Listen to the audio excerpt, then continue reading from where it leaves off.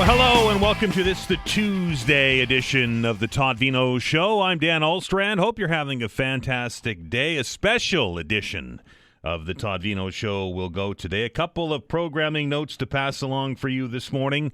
The Premier of Nova Scotia, Tim Houston, will be live in studio at 11 o'clock this morning. Now, Premier Houston will be here to take your questions for a full 60 minutes. So that's a pretty good chance for you to get in here and get your question asked. Now, it's always a very popular segment when we do this. So my advice to you is to call early to avoid disappointment.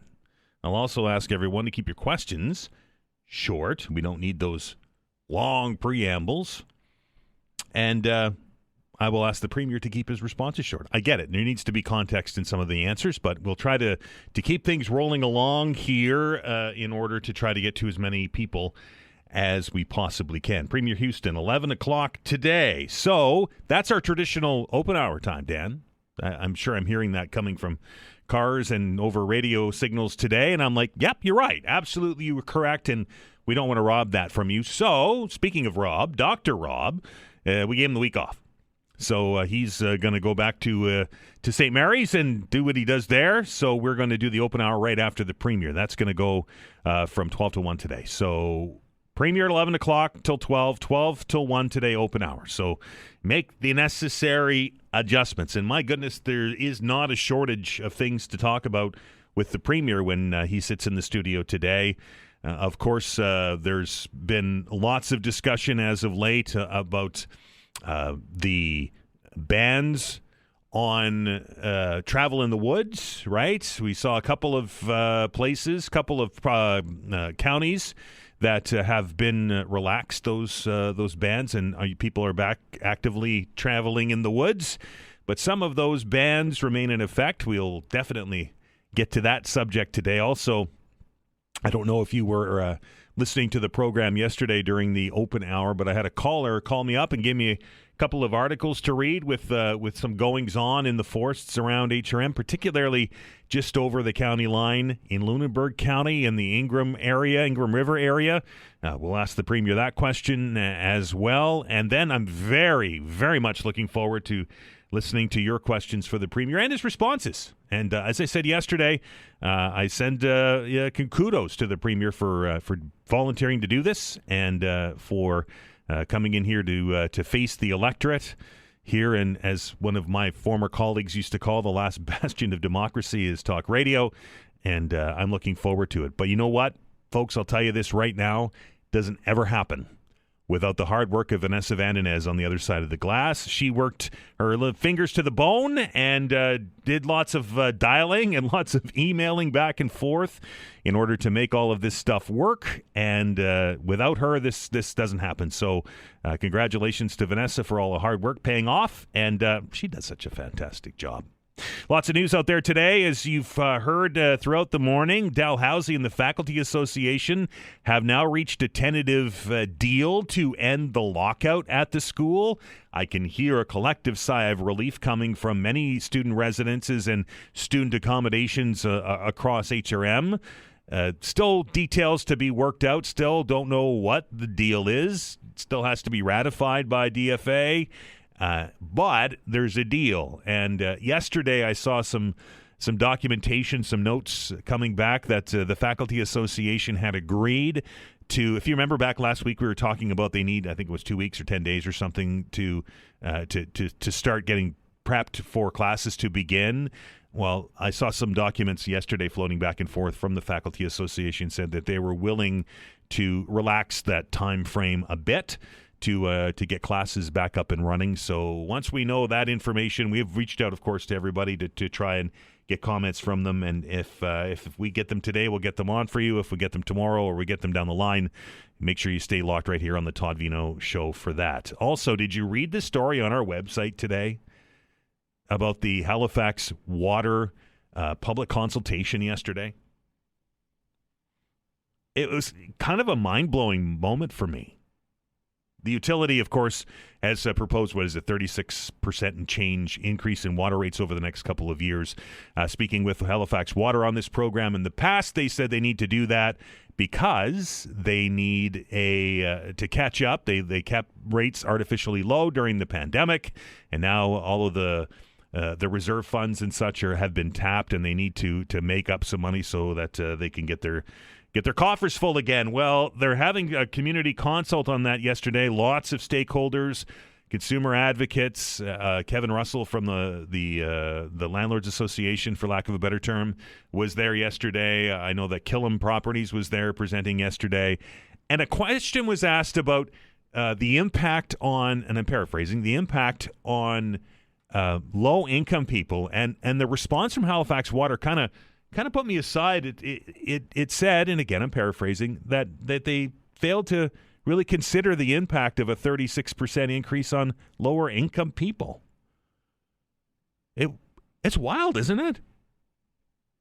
That's who would be impacted probably the most. Anyway, might be something you want to talk about when we open up the phone lines at noon today, not at 11 o'clock at noon. I'm sure there will be some comments on that. We'll if you don't, we'll get a question to the Premier on that. He's already said that with regards to power rates that they're unacceptable. I wonder what he thinks about water rates. That's in the news today. And, of course, from the entertainment world, Robert Redford, you named the movie, the Jeremiah Johnson's the one that sticks out for me. You know, that meme that you see on the internet with the big beard and the guy giving you the knowingly nod. That's Robert Redford in his role as Jeremiah Johnson. But there, of course, were many other major films. Oscar winning director. He was, of course, an advocate. 89, died at his home in Sundance, where the festival that he launched is. There was The Candidate Rights, President, All the President's Men, The Way We Were. Robert Redford passed away today at the age of 89. Also, it just keeps coming, right? There's lots of news to talk about today. The Auditor General has released a report taking a look at nursing home beds in the province. Now, I'm just getting a real quick look at this. It came out just a little while ago. It said that Kim Adair looked into the province's plans for 5,700 new and replacement nursing home beds by 2032. Adair said there is lack of evidence behind the decision to renovate or build more than 1,000 of the beds, issues with procurement rules, something that we've seen in a couple of Auditor General reports from the province. Apparently, the Auditor General making 10 recommendations and says that the province has agreed to all of them.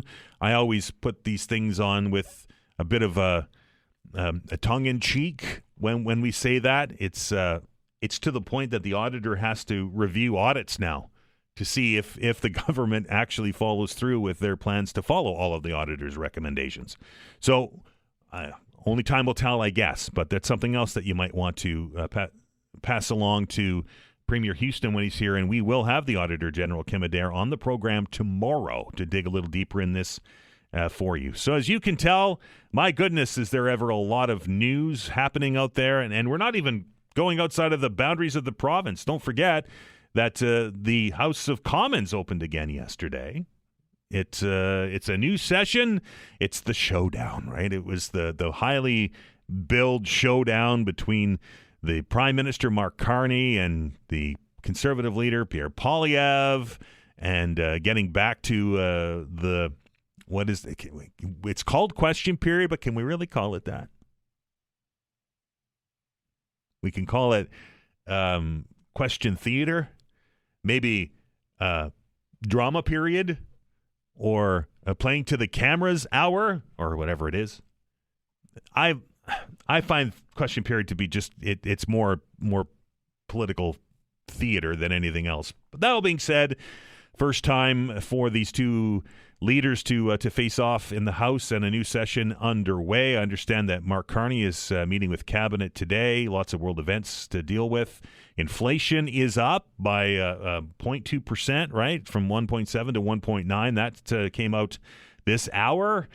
The economy is shaky at best. Bank of Canada likely to drop interest rates tomorrow by a quarter point. At least that's the consensus from all of the experts that I read and from our our local people here who suggest that this is the first of what could be 3 Bank of Canada interest rate drops. Things are not so peachy when it comes to the Canadian economy these days, and I think there's a number of reasons why. Of course, the ongoing situation with the United States, the tariffs having an impact in markets, and unemployment numbers aren't good, jobs numbers not good at all, and we're seeing inflation go up. It's interesting to listen to economists when you talk about interest rates, and they try to. There's different numbers that are relayed. Some of them take some things out, the volatile things like fuel, and now food. Food apparently is volatile. It doesn't ever go down, does it? Anyway, 1.9%, I think, is what Stats Canada said this morning. So inflation is up. Look for a Bank of Canada decision tomorrow. And as I mentioned earlier, it looks like we're going to see a quarter-point drop in interest rates. So those of you out there who are perhaps have some loans that are tied to that, some mortgages that are tied to that, will obviously be watching that very, very closely. We're going to stop and take our very first break here on the Todd Veinotte Show this morning. And on the other side of it, we're going to connect up with our good friend and political scientist, and that's Lori Turnbull. She's going to be joining us to have a conversation about the goings-on in Ottawa and what that means to you and I and what we can expect out of this session. Is it going to be busy? Are we going to see lots of fireworks? Are we going to see a more muted Pierre Poilievre as he still has to deal with a leadership review question in January? All of this and a whole lot more when we come back from our first break with political scientist from Dalhousie University. Lori Turnbull will be your guest. You're listening to the Todd Veinotte Show. I'm Dan Alstrand. It's Tuesday morning. We're back into bed.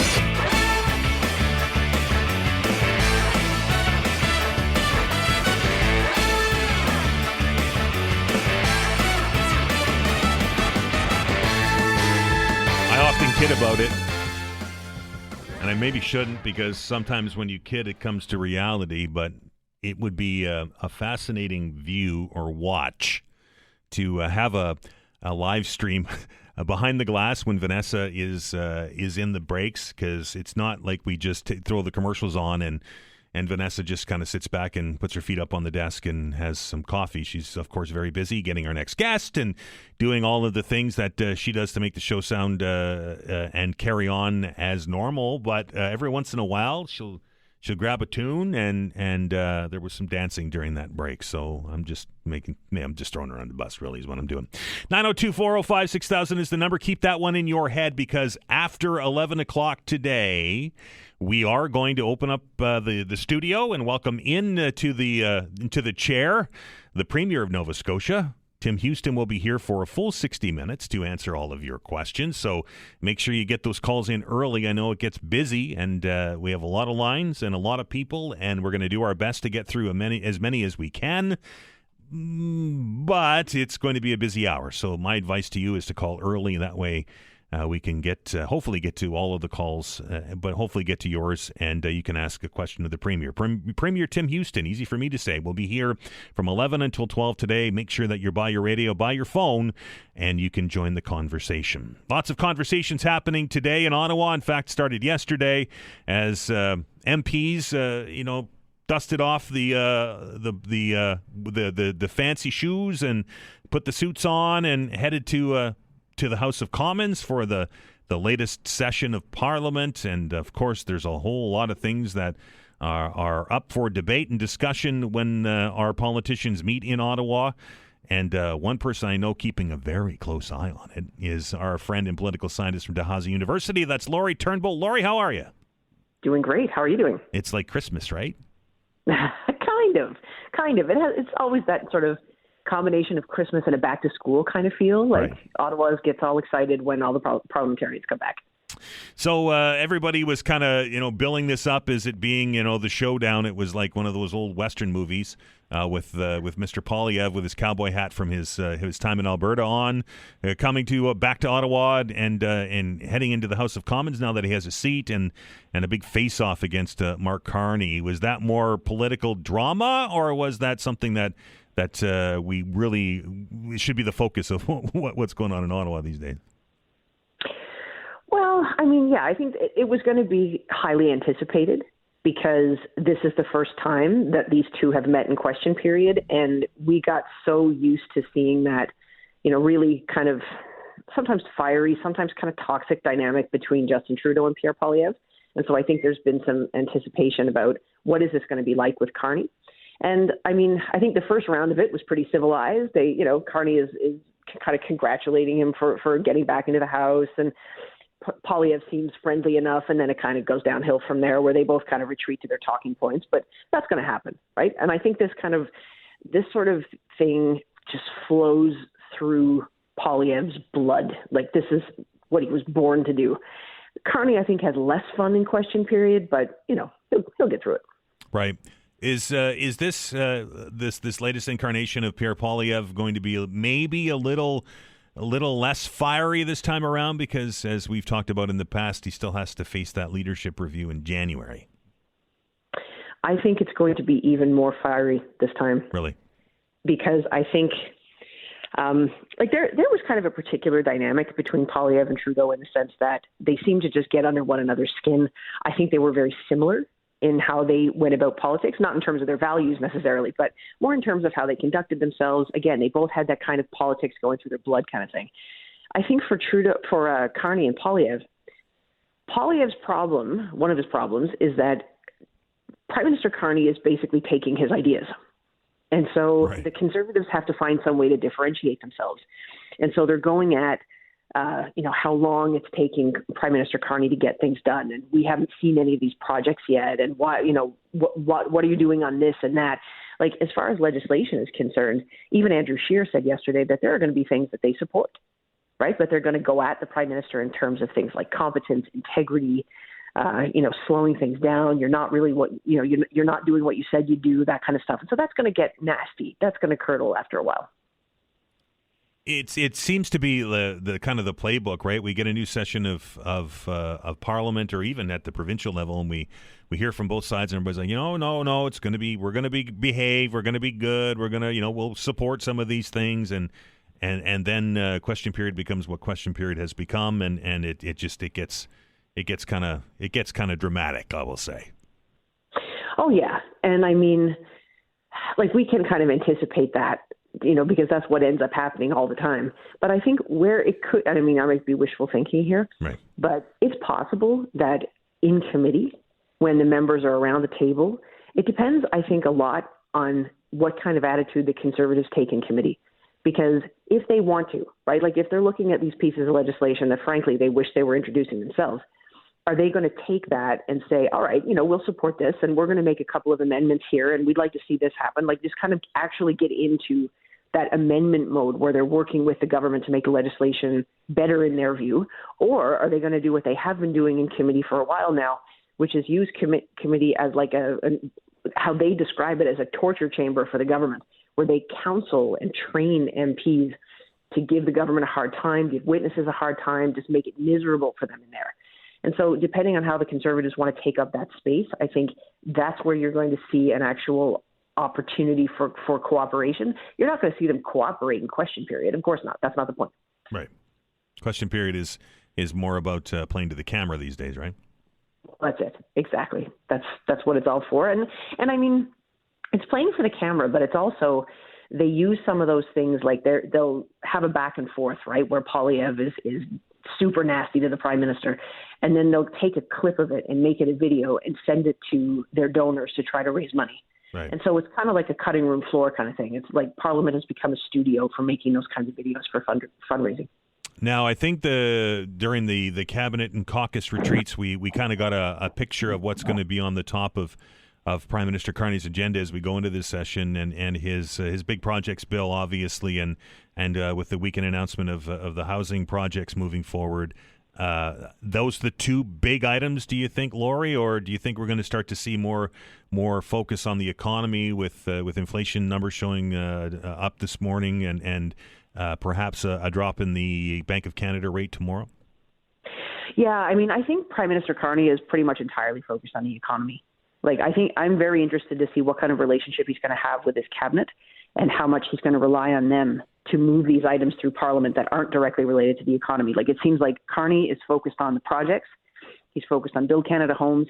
He's focused on going around, meeting with world leaders, coming up with trade deals, working on, new defense opportunities, really growing the economy. And I feel like he's going to expect the other ministers to handle things in Parliament. And to the extent that any of them run into trouble, it seems like that's going to be, okay, I think he's going to just dump them and find a new minister, right? Like, I think he really wants his focus to be the economy. The budget is going to be a very difficult moment, I think, because it will be an austerity budget. And they're pushing it now. I don't know what that means necessarily. It sounds like they're not going to do it until November. But I think that's going to be a hard moment. I don't think that's going to be a fun day for too many people. And it's going to be a question of, can he continue to keep the trust of Canadians, which he seems to have a lot of right now, even at a time where he's cutting things, he's making some uncomfortable choices, and we're still kind of waiting for the fruits of these national projects to come in. Where does the ongoing trade dispute with the United States and the back and forth rhetoric there, where does that fit into the agenda? Yeah, like it seemed like at first, obviously, this was the big piece. This is what the big focus was. But yesterday in question period, he was saying that, the relationship with the U.S. is good. And I'm thinking, hang on, like, that's not how anybody else feels about it. No. And that's not what Carney's been saying all along. He's been saying we're in a crisis. This is a big disruption and this is a rupture and it's not just a transition. And he has been using the rhetoric of crisis to justify the decisions he's been making.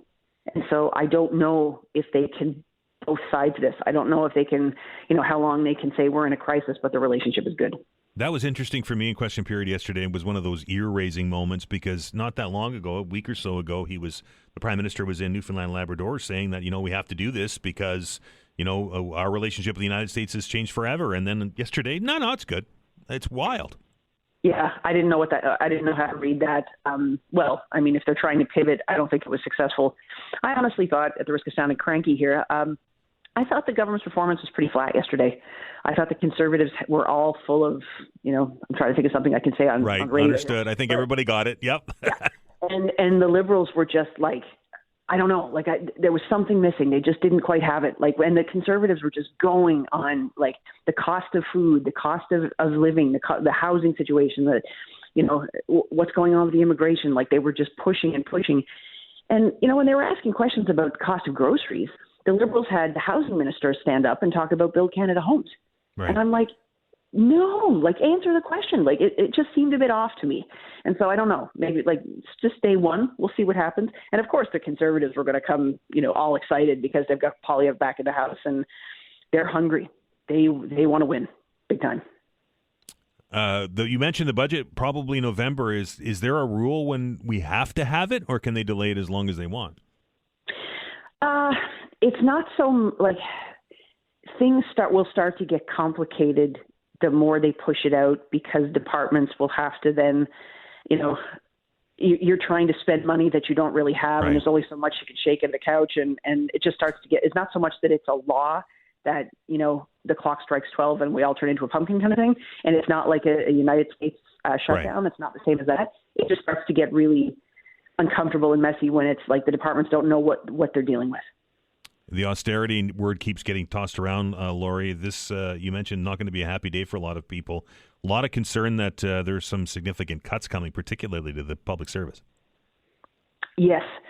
And I mean, it seems to me that the government is trying to manage the expectations and the panic around that. So you can hear them say things like, we're gonna do this through attrition and that kind of thing. But I mean, how much can you do through attrition when most public servants have been hired in the past 10 years? Right. Like, that's just not an effective way to downsize anything at this point. So I just have a hard time getting my mind around that.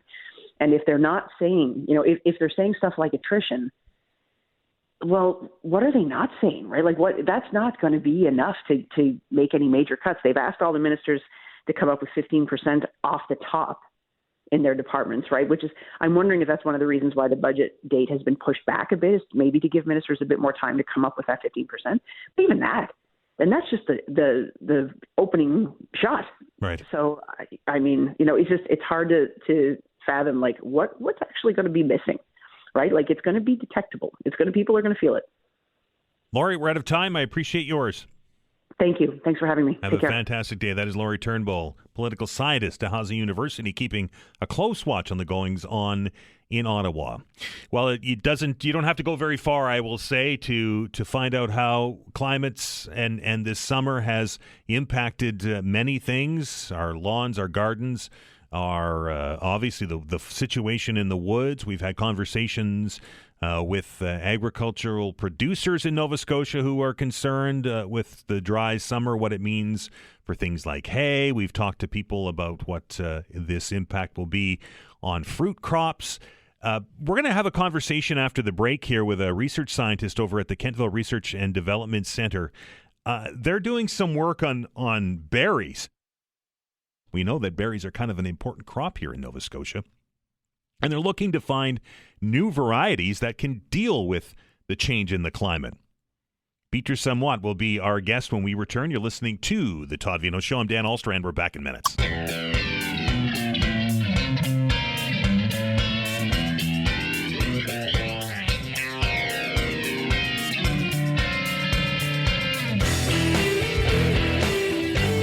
Welcome back to the Todd Veinotte Show. This is the Tuesday edition of the program. Hope you're having a fantastic day. And just a reminder, coming up at the top of the hour after the news, we're going to open up the telephone lines. The Premier of Nova Scotia, Tim Houston, will be here for a full 60 minutes to answer your questions. So I look forward to a vigorous conversation with the Premier, as it always is when he joins us here in the studio.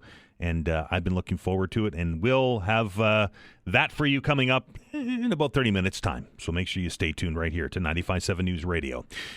It's been a dry summer. There is absolutely no doubt about that. We talked about it on Friday with our weather specialist, Alistair Alders, who had the latest drought numbers. It's pretty prevalent out there, or pretty evident, I think is the right word out there, that the climate is changing, and Nova Scotia is certainly not immune to that. And we know that our province is a pretty significant berry agriculture sector, and of course we have come to love those strawberries and those raspberries, and of course the blueberries that are out there. But they, like our front lawns and our flower beds and our gardens, are also susceptible to these dry conditions. And there's a lot of hard work going on right now over at the Kentville Research and Development Center with regards to berries and regards to climate change. And we're very, very pleased to welcome into the program one of the people working on that is Beatrice Amyotte, and she joins us on the phone. Beatrice, how are you? Hi, I'm well. How are you? I know you're extremely busy out there working with all those plants, so we're glad you were able to take a few minutes with us today. Pleasure to be here. So tell me a little bit about what is the research that you're doing. Are you developing different kinds of crops so that we can continue to grow them here as the climate changes? So we do really two things at the research station. One of them is we do active breeding, which is in fact developing new varieties of berries, and we focus on strawberry and raspberry in that work. We also do variety evaluations in multiple locations over multiple years. And that's where the climate resilience piece comes into play. Right. So this year obviously has been a year that we've seen a lot of dry conditions out there, and I'm sure you've seen that out when you were taking a look at the berry crops in Nova Scotia. Certainly. So in our trials, specifically our blueberry trials, we have about 16 different varieties that we're looking at all together in our field in Nova Scotia. And what we've seen is that some of those varieties are still able to make what we would consider to be a marketable berry, something that's large in size, that's juicy, and that is flavorful. However, we do have some varieties in our trial that wasn't irrigated, and those varieties show berries that are shriveled, they're small, or they've even fallen off the bush before they can mature. So that is an indicator that there are genetic factors, things that make certain varieties more resilient to that drought condition than others. And I would suggest that we're probably going to see drier conditions moving forward. So it would be paramount, at least for the industry, to get these new varieties out there so that they can deal with the changing climate. So what my colleagues and I kind of across Canada have really set as an objective is not only to identify varieties that are resilient to dry conditions like we've had here in Nova Scotia, but also to variable climate conditions overall. And so what we do to kind of address that challenge is we compare variety performance across multiple years. So of course we've had a dry year in Nova Scotia, but if you remember 2023 was an exceptionally wet year. And so a variety that does well under those wet conditions may not do very well under the dry conditions and vice versa. So what we're looking for is something with stability across both of those extreme conditions, so that if a grower plants a blueberry bush and it's going to survive 40 years, it's going to encounter dry years, it's going to encounter wet years. And is it going to pull through both of those seasons with a good amount of fruit for that grower to be able to market a crop at the end of the day? Got to be a difficult task, though. I mean, those are two pretty extreme differences. They are. And so our tool really is doing the trials and comparing data across these different conditions that our crops experience and across multiple locations. So, for example, we have the same varieties planted in Nova Scotia as well as in Quebec and in Ontario and British Columbia. And you can imagine that even in a given year, those climates are going to be quite different from location to location. So, for example, typically varieties that do well in Quebec will have a lot more cold hardiness than is required for southern British Columbia. But because, for example, the Ontario location that we have is quite warm, we do have a higher incidence of heat stress and of drought stress in that location. So we compare how these varieties do over time and place, and we're able to show this one has more stability regardless of whether it was in a dry year or a wet year or a cold year. And that is a variety that we're going to present to our growers and say, you know, if you're looking for something to reduce the risk of climate extremes, this might be something to consider. And it would be very dependent on location and soils and those kind of things too, I would assume, correct? It certainly is. So we're not able, of course, to test in all varieties, in all locations, and all soil types. But what we do is we present averages over the locations that we do have, and we are able to share the conditions from those locations. So I'll say that at our Kentville site, our soils are very rocky and heavy in clay. So those tend to be able to retain moisture a little bit more than our trial sites in Ontario, which are very sandy right on the shores of Lake Erie. And so in that contrast, if a grower has particularly sandy soils, they might lean more towards the data from Ontario than they would from Kentville. Or if they had a particularly high clay content, then they might see the data from Kentville as more relevant to them. Beatrice, do you get these varieties from pre-existing varieties from different places around the world, or do you work in the lab to create new varieties, or is it a bit of a combination of both? It's a combination. So where I said that we did some berry breeding here in Kentville, that is something that has been going on for now more than 7 decades. And so I have continued the work from my predecessors who bred many successful commercial varieties of strawberry that you can find around the valley and across Nova Scotia today. And we continue to do that work.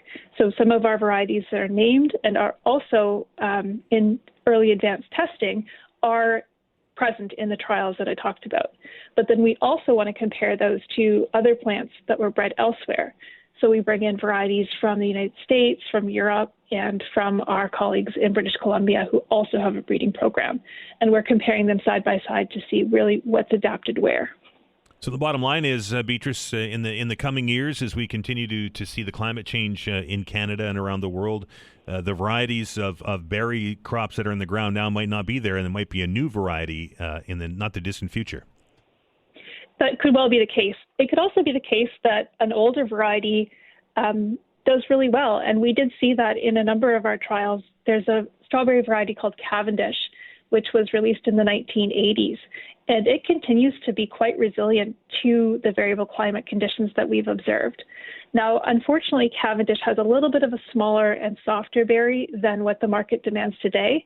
So that's the other piece of the puzzle. We not only need a plant that's highly resilient to the conditions, but we also need a fruit that consumers are going to desire and enjoy.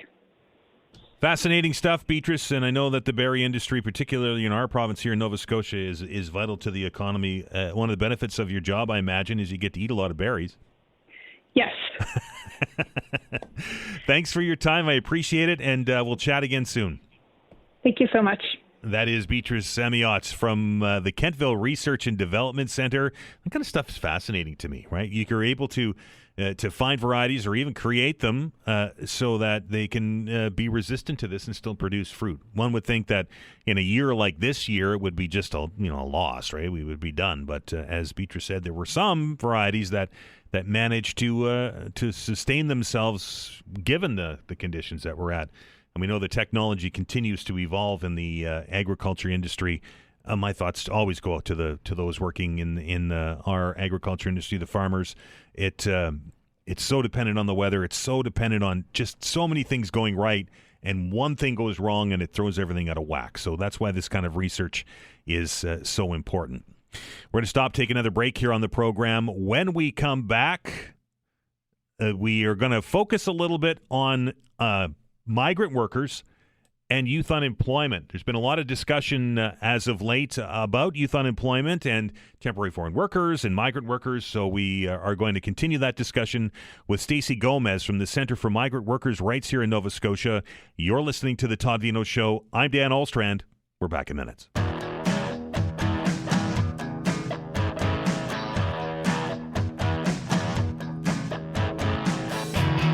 Welcome back to the Todd Veinotte Show. I'm Dan Ahlstrand. Again, a reminder, coming up after the news at 11, we're going to open up the telephone lines to you as the Premier of Nova Scotia, Tim Houston, joins us here in the studio to answer your questions for the next 60 minutes. I hope that you get your calls in early because it's going to be a busy hour, and we're looking forward to it and looking forward to having a conversation with Premier Houston.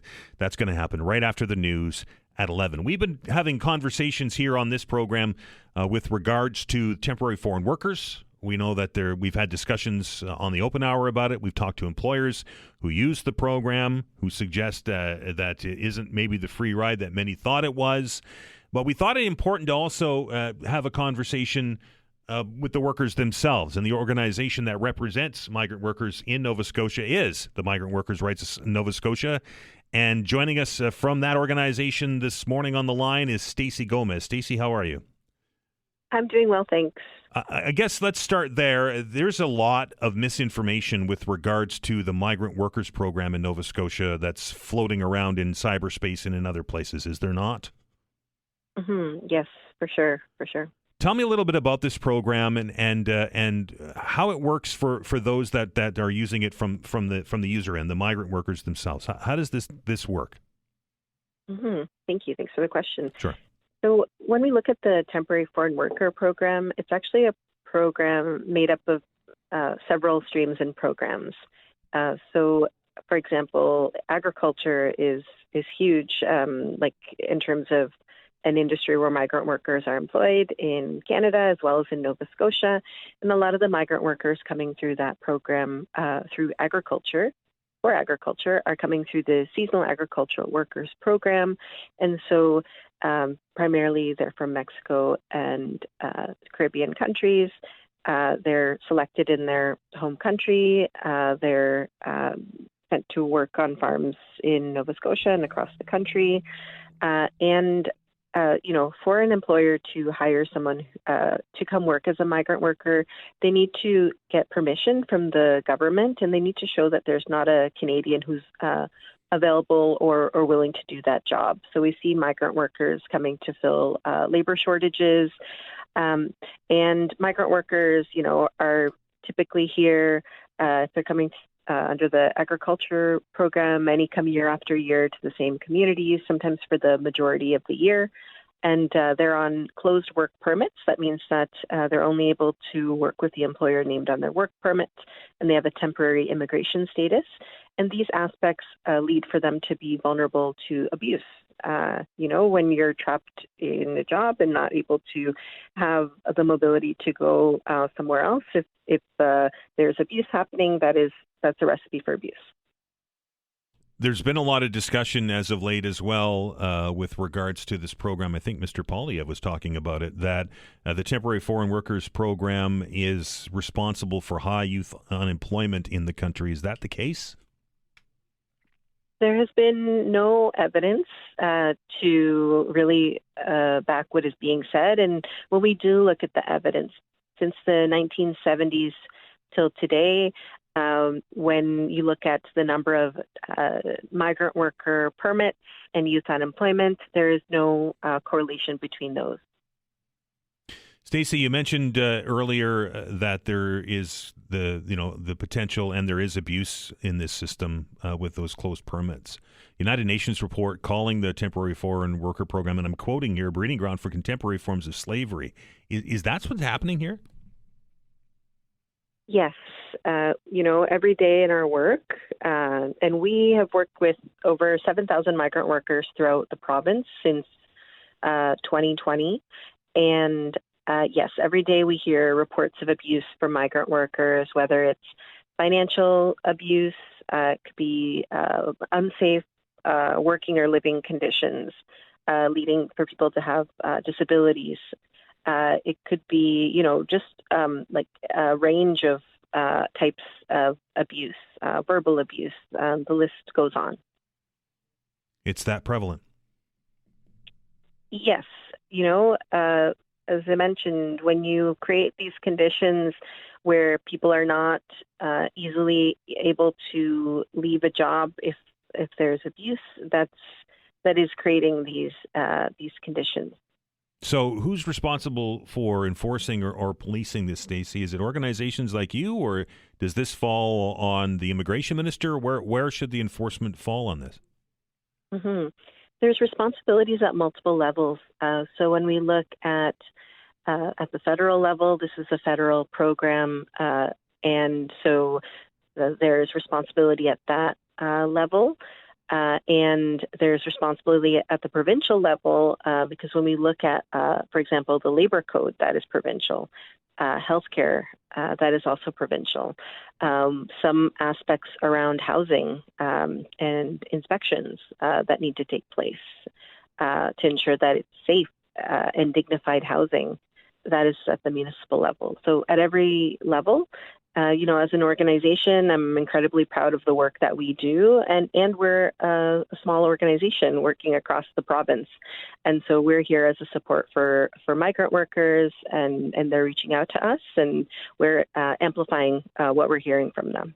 Are we seeing an increase in the number of migrant workers coming to Canada, or is that number dropping off?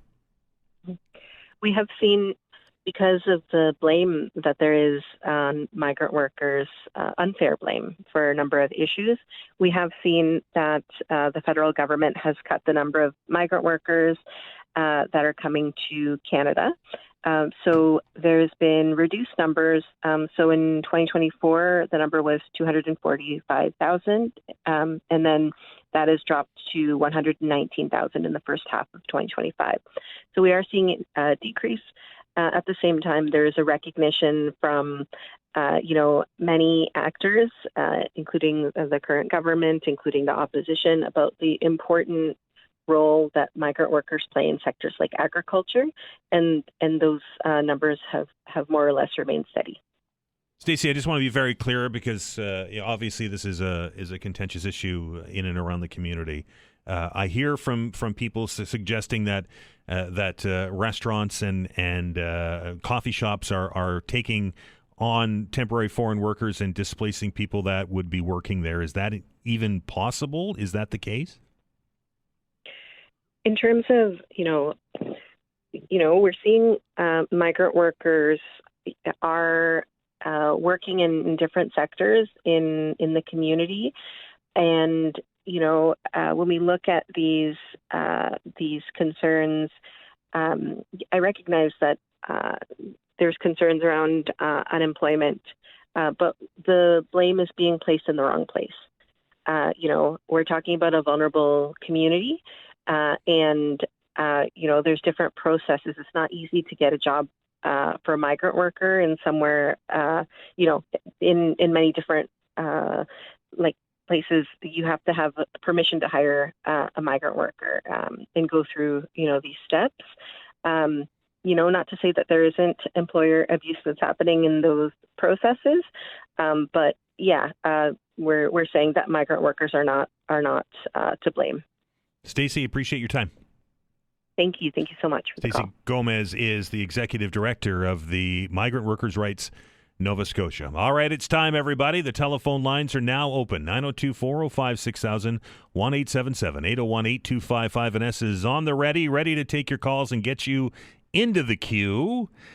When we come back from the news, Blake's going to update us on what's going on in the world. On the other side of it, the Premier of Nova Scotia, Tim Houston, in studio to answer all of your questions. So again, get him in early.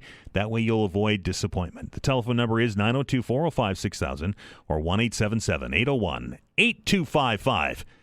Premier Tim Houston, your guest when we come back. You're listening to the Todd Veinotte Show. I'm Dan Olstrand. We are back in minutes. All right, I've been looking forward to this segment for some time now. Of course, I've been talking about it all morning, and we might as well just get right to it. Very, very happy to have in the studio with us for the next hour to answer your questions, the Premier of Nova Scotia, and that is Tim Houston. Mr. Houston, how are you, sir? Very good. Thanks for having me. I'm happy to be here. I enjoy this. Yeah. Get to hear some calls. And I gave you some kudos yesterday on the air. I don't know if you heard it. I said, I've had politicians and leaders over the years come in here and they've got binders and all kinds of things. And you literally come in here, I give you a pen, I give you some paper, and that's it. It all comes off the cuff. So that's, I couldn't do it. I mean, look, I got notes. So that's pretty awesome. Your notes scare me, actually.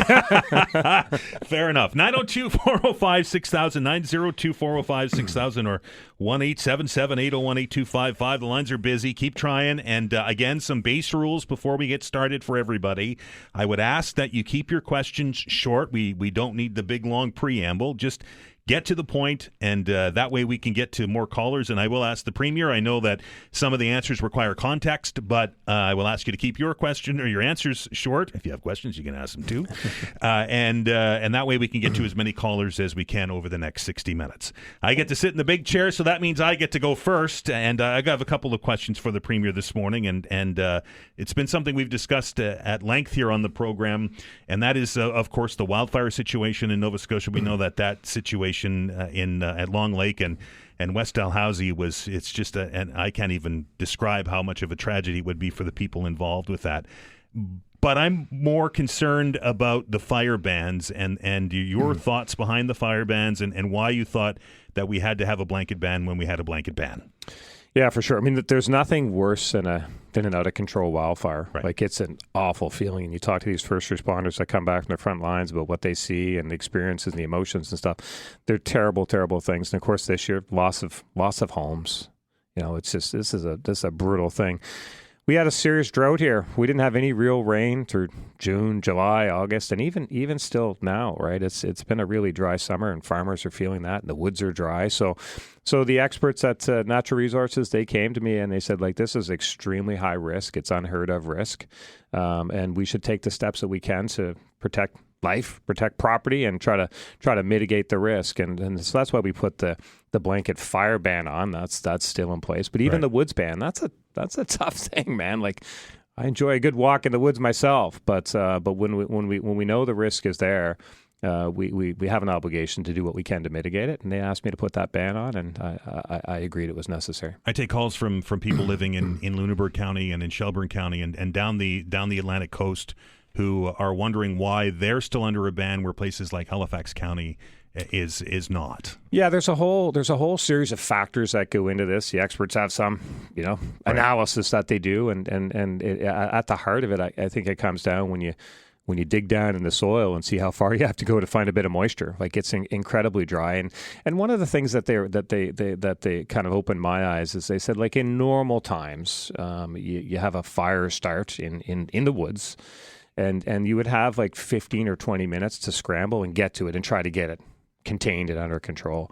But this summer, it was like 2 minutes, 3 minutes, or even maybe sometimes it just ignited, and that was that. And the thinking behind the woods ban, I mean, I heard all the nonsense of, well, my sneakers don't start a fire, I don't go, all that type of nonsense that you're hearing. But the reality is that what if you're in the woods and a fire starts up like that, and you're trapped in the woods or trapped out somewhere, and we're trying to find you and trying to fight the fire and stuff. So it was a recommendation made to me by professionals, and I said, well, we should do that. But we're hopeful we get some rain and we can lift these bans all over the place. Nobody in this province will be happier than me the day that all those bans are over. Premier, there have been some callers to the program that suggest that some of the spraying that's going on in Nova Scotia is responsible for the fire situation, killing the deciduous trees, and they're drying up when they die, and that's creating fuel. What's your thoughts on that? And are you keeping some of the bans on to allow for that spraying? Yeah, no to the second part. Right. I mean, there's nothing that we're keeping people out of the woods so we can secretly spray or some people were starting this conspiracy theory that I wanted the fire so it would clear land and we could do a uranium mine, or all the craziness that you kind of hear on social media and stuff. But like I understand the sensitivities around spraying. The forest is a garden and it has to be managed and gardened, and there are places where it's appropriate to spray and there are places where it's not, and then those are the types of decisions that the experts try to make. But our forestry industry is incredibly important to our province. Like, we are going to grow trees here, we're going to cut them down, and that'll be part of our economy, just like fishing, just like farming, like that. They'll be part of our economy until the end of time, I hope. So I know there are some that wish we didn't have a forestry industry, but we do, and it employs thousands of jobs, and we grow good trees that are useful, and we're going to continue to do that. Why not report where those spraying are taking place anymore? I think it's still posted and stuff for people in the area to know. I think there was a few reasons that went into it, but one of the things that was kind of compelling to me was it just became a flashpoint for people to gather and protest and travel from other areas. But I think for people in the area that need to be aware that there's some spraying happening, it's still posted and they're still aware of that. My last question before we go to the telephone lines. There was a meeting earlier this month out in Tantallon with regards to the Ingram River and the woodlands there, and the province to allow for clear cutting into some protected areas, some old growth forest there. Your thoughts on that? I'm not too up to speed on that one, to be honest, but I mean, I think there's a lot, just in general, there's a lot of analysis that goes into cutting, where it's appropriate, where it's not appropriate. And one of the things that I think surprises a lot of people is that in Nova Scotia, over the last few years, more trees have died than have been harvested. More trees have died from, old age, whatever. Trees don't live forever either, right? Disease, whatever the case may be. But when you stop and think about that, more trees have died that have been harvested.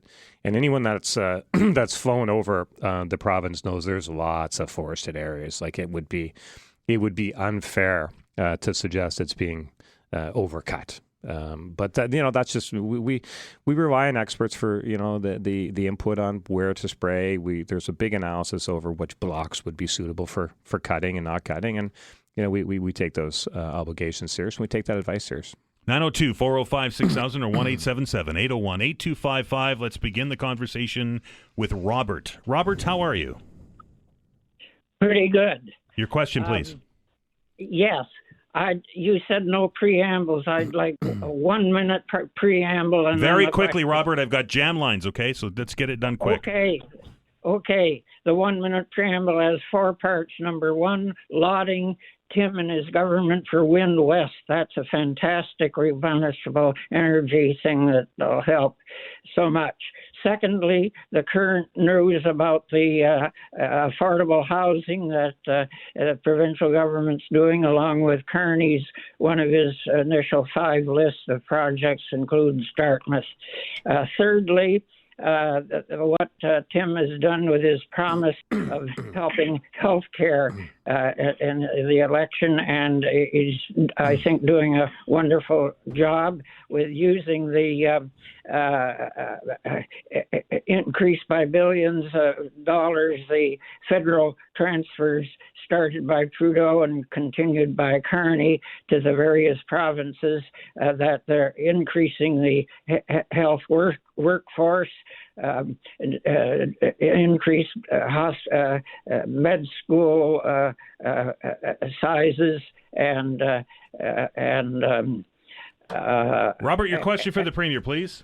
Okay, the fourth is about critical minerals, and that leads to my question. Yes, copper, yes, lithium, and so on, they can be mined now safely, but the big question is uranium mining. And when Tim was on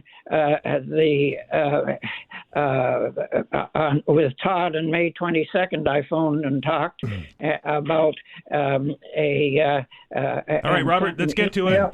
I sent an email with a link to a 3-minute video that Tim said he'd listened to, and about uranium mining, and I cited the name of Gordon Edwards, the president of the Canadian Coalition for Nuclear Responsibility, and bringing him into the picture as an advisor. Robert, question quickly, please. The question is, has Tim decided yet concerning the uranium mining in Nova Scotia, and has what's the current status of that? Thanks, Robert. Mr. Premier? Thank you, Robert. And listen, I got to be honest. Listen to those first 3 points. I thought we should allow more preambles, but thank you, Robert, for that. Some great opportunities for our province for sure, and you hit on a couple of them.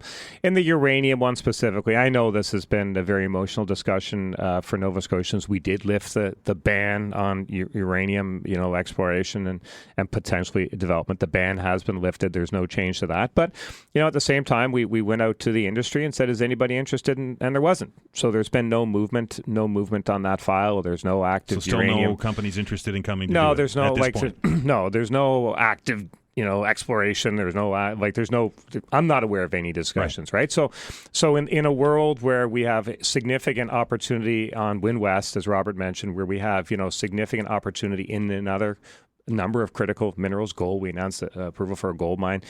Significant opportunities for offshore gas. We're going to have a discussion about that in the coming months for sure. But we have so many opportunities. I'm not interested in pushing water uphill on something that's not going anywhere. There was and I don't see uranium going anywhere right now. There was some concern over regulation with regards to mining and companies coming in here to do it. Are you actively looking at loosening some of those rules, or are we going to wait till later once and go at this again? Yeah, no. We're always looking at the regulations. Like, we want to do things that are safe and sustainable, and there's lots that we can do, and we'll focus on that. But I care about this planet. It's like I said to somebody, I care about the earth and the water and the air. I'm a human being. I'm a father. I'm a Nova Scotian. I care about these things. So we don't want people to believe we're reckless. But there's lots of things we can do, and we need to do some of them because our province, the financial situation of our province is not good. Like we tabled a $900 million deficit. I wish it was $900 million. We have incredible headwinds right now, but at the same time we have opportunity, and we have opportunity in our natural resources, and we have opportunity to do things. And over the last 20 years, our every sector's down. Fishing's down. Can you believe that? Fishing's down. Well, the farming's down. Down. Situation doesn't help that. Yeah, well, this over 20-year period, though, right? Farming's down, mining's down, oil and gas down. Everything is down. So we need to look, what can we do safely? And we need to do it because I feel I take my responsibility to provide services very seriously. I want people to have access to healthcare, and it costs money. I want people to make sure they're confident in the education of their children, the roads are good, all these things, right? So the things we can do safely and sustainable, we'll do. And I want to work with the coalition of the willing, as somebody might say. And uranium hasn't been in that coalition, so we've moved on. 902-405-6000 or 1-877-801-8255. We'll take our first break. Back to the phones on the other side. Premier Houston here for the next 45 minutes on the Todd Veinotte Show. Back after the break.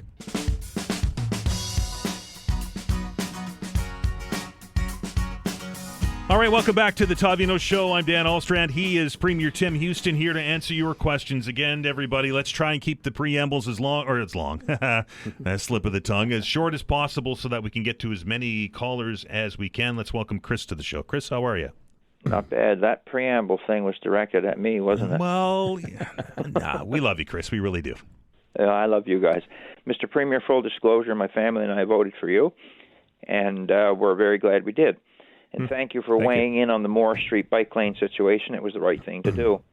As a taxpayer, I think the mayor needs more powers, and this HRM council is totally out of control. They're trying to live beyond our means. Every time we turn around, there's tax increases. We can't afford it anymore. Something has got to be done. They're talking now about increasing deed transfer taxes. It's a money grab, low-hanging fruit, whatever you want to call it. It's unnecessary. They've got to change the way they operate. What powers do you have as Premier to intervene on the part of the HRM taxpayers should you see that this city council, and I think you do see it, that they're off the tracks on financial expenditures? They're not prudently behaving at all. What can you do in a case of that? Thanks for the question, Chris. Thanks, Chris, for the question. Thanks for the kind words, for sure. But listen, this is a hot topic, no question about that. What a beautiful city! Halifax is an incredible city with so much potential and opportunity, and we have great respect for the elected officials at all levels of government, for sure. People that put their name on the ballot and are duly elected by their communities. It's something that is to be respected. So, as we look at strong mayor powers and what to do there, what not to do there, and as you say, where can we as a province, because the municipalities are what they would call creatures of the province. We do have some obligation to them. What we can do. So I think in terms of HRM specifically, as you saw with the Moore Street, we do have some tools at our disposal where we can say, that's not right. That's not in the best interest of citizens. So don't do that, which we did on Moore Street. We've done that a couple times on transportation type issues, but on the broader scale, I mean, at some point, they are the elected council, and their operation of the city is the way that they should, that they see fit. So I don't think we're going to we've looked at the strong mayors and stuff like that, but I don't see a big move on the strong mayor right now, to be honest. But I do think that the tools that the province has to kind of try to keep things between the lines where we think they're getting way outside the lines, like on some transportation specifically, we have tools to do that, and they've been effective. They've been effective on Moore Street, but a couple others as well that were less high profile. But certainly we're watching, Chris. I know people are struggling, and you got water rates going up and Nova Scotia power rates going up, and at the same time the province is trying to lower taxes and try to control what we can control. But I take your point that certainly.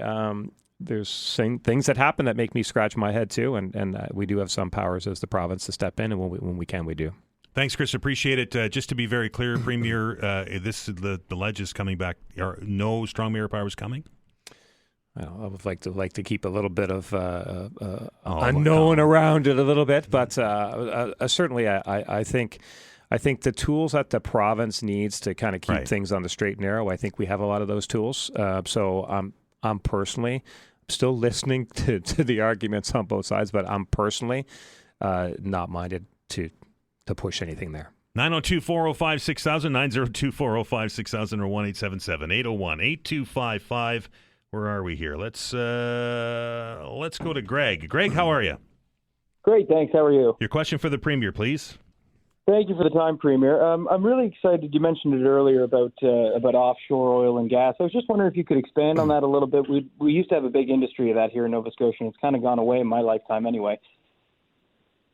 Yeah, thank you for that, Greg. I see, look, we have to, with the financial situation of the province and the opportunities that lay before us and opportunities that we've looked away from. We didn't want to have a chat about oil and gas. We don't want to have a chat about a number of things, but it's time we have to have that chat. So in our offshore, we have incredible resources out there. We have, I think it's somewhere over 40 trillion cubic feet of gas, plus oil, right? So, but just for perspective, over 40 trillion cubic feet of gas. That would be enough. If you looked at all the gas used in Canada today, so you would see that for home heating and cooking and generators and powering some facilities, powering some communities in some cases. But if you looked at all of that gas, we have enough in our offshore to provide it all for all of Canada for over 30 years. We have significant resources there. We can have an industry there. So, look, I'll just be frank. Under the prior prime minister, we weren't allowed to have a discussion about any kind of oil and gas. It just was not allowed, and it would have been punitive to have that discussion. But there's a new prime minister who seems more in tune with the realities of the day and the need to properly have an adult discussion about opportunities, and I'm excited about that. Really excited about that. So I think it's time that we have an adult discussion about our offshore opportunities, offshore wind, offshore, oil and that was and gas. my question. Can we do both? Can we do Wind West and expand the offshore oil and gas at the same time, or is that just a completely mega project? No, absolutely we can. It's a big ocean. Right. and we need partners, right? You need people that want to come in and build. Yeah, for sure. I mean, we can as a government. I like to think we can walk and chew gum at the same time, right? So we're the Wind West has been a big focus for sure to get that to the point where it's at a really good point right now. I'm really, really pleased with the point that's at, and now we can also have the discussion about oil and gas, and we can do both. And in fact, we need to. And imagine what this province looks like if you look out today. I always say for a premier that has almost $1 billion deficit, it's a staggering number, But one of the worst performing economies in North America. If you look at GDP per capita, 60 of 60. By any measure. Very poorly, So for a premier that has a massive deficit and a poorly performing economy, I am incredibly optimistic about the future because Wind West can change our province alone. And when we get our offshore oil and gas going again, can change our province. This can be a different province where we can be incredibly proud of what we do. And it's all before us. We just need to do it. We're going to stop and take a break. We're going to test the premier on walking and chewing gum during that break. And on the other side of it, back to the phones. You're listening to the Todd Veinotte Show. He's Tim Houston. He's here for the next half hour to answer them. We're back after the break. Well, that was a shocker. Sitting in here with Premier Houston and listening to Blake read the news, and obviously still very new, and I almost feel bad asking you this question, Premier, but Chrystia Freeland is a big player in the Liberal federal government, and she, as I understand it, leaving to go and be an envoy in Ukraine. Have you dealt with, obviously? Yeah, quite a bit, actually. I've gained a ton of respect for her over the last few years in particular, and worked very closely with her on the free trade across Canada. Right. She's a good person. She's a smart person, so wish her well, and I'm interested to learn a bit more about what she's up to now. 902-405-6000. Look at that. Breaking news right here. We should switch, right? Does that work? You can ask me questions for an hour. 902-405-6000. It's like one of those role reversal days. Bring your kid to work. That's what we'll call it. I can be the premier for the day. How's that? 902-405-6000, 1-877-801-8255. Where are we here? Let's go to Heather. Heather, how are you? I'm great, Todd. Thanks for having me on this morning. It's Dan, but what's your question for the premier, please? Sorry, Dan. It's okay. It happens all the time. So, we look alike. My question is the most recent CMHC housing report says that senior women, marginalized, and single parents are at highest risk for core housing needs, and tenants need better protections. Will the province now change the abuse of fixed-term leases to protect tenants and keep people housed? Great question, Heather. Yeah, thank you, Heather. And obviously, the housing situation we have, it's difficult. It's just really difficult. And as premier, and certainly with our government, we've really tried to catch up on that and made significant investments in public housing and student housing and all across the spectrum. But we know there's a lot of work to be done. So we'll continue to focus on that.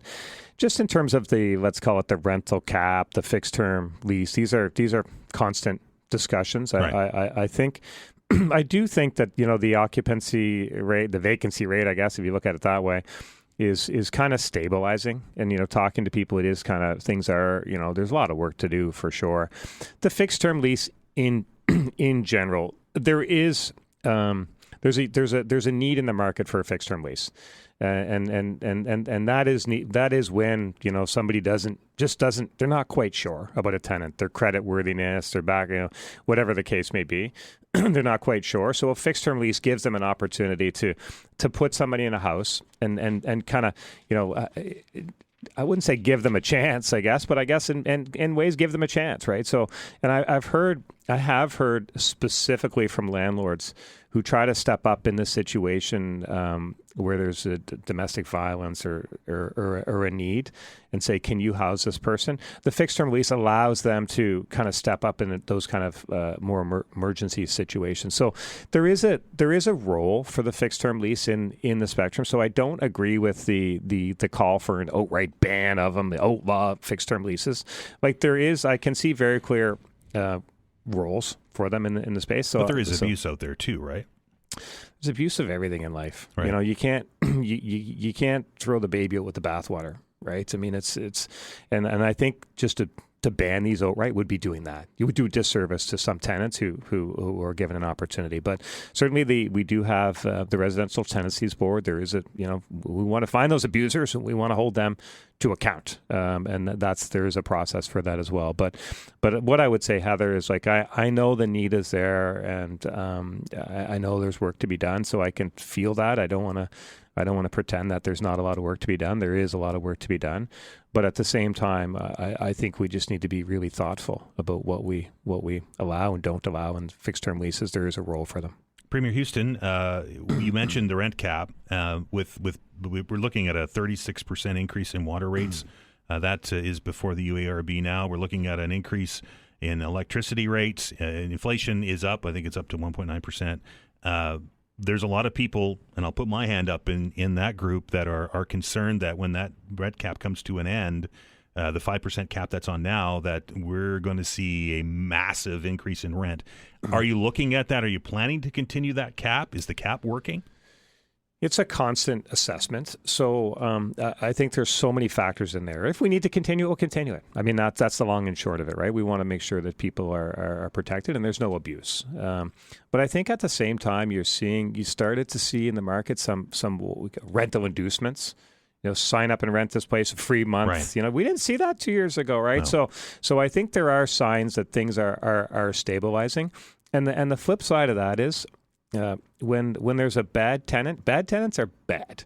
They're bad for neighboring tenants. They're bad for people who are trying to live in the building. They're just bad for everyone. So bad tenants are trouble.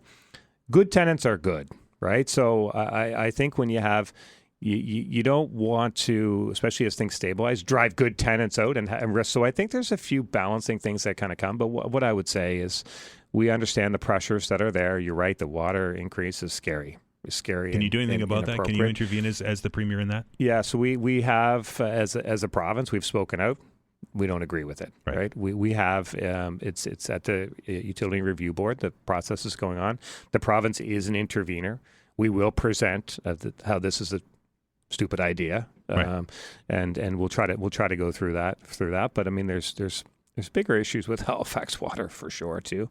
I mean, they've had how many boil water advisories have we had, and all these situations. So that's another entity that I think has to do better. 902-405-6000 or 1-877-801-8255. Let's bring Sam onto the show. Sam, how are you? I'm not too bad. How are you? Good. Your question for the Premier, please. I wanted to grill the Premier a little bit, not on resource extraction, as a lot of environmentally minded folks like myself are concerned about.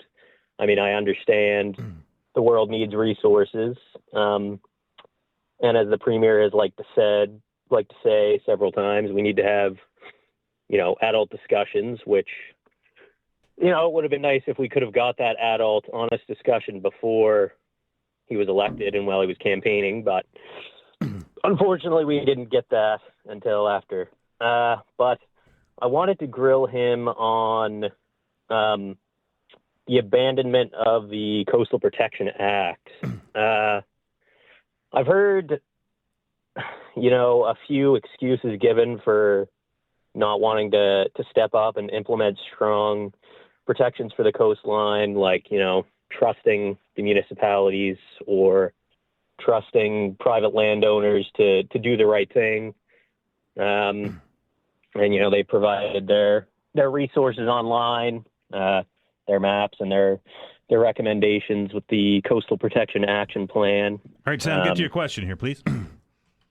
My question is, could we get a good reason for why you abandoned the Coastal Protection Act? We know you guys don't trust the municipalities with, consistent, stepping over of bylaws that they've tried to pass, West Hants with the wind turbines, Halifax with the water course protection, in my municipality of Lunenburg, trying to prevent protected lands from being developed, which, your resource minister has allowed a couple of times now. So I just want an answer, or if you have any plans for the future for coastal protection regulations. Thanks for the question, Sam. Thanks, Sam. And listen, we obviously are going to agree to disagree on your characterization on a few things there, but we'd agree on one thing. We adore our coastlines. We're Nova Scotians. We have incredible coastlines. It's 13,000 kilometers of coastlines, everything from beautiful beaches to rocky cliffs to hiking trails to bogs, and a very, very diverse coastline. And it defines us as blue nosers, really, that coastline. So we all worship the coast. There's no question about that. I think we would agree on that.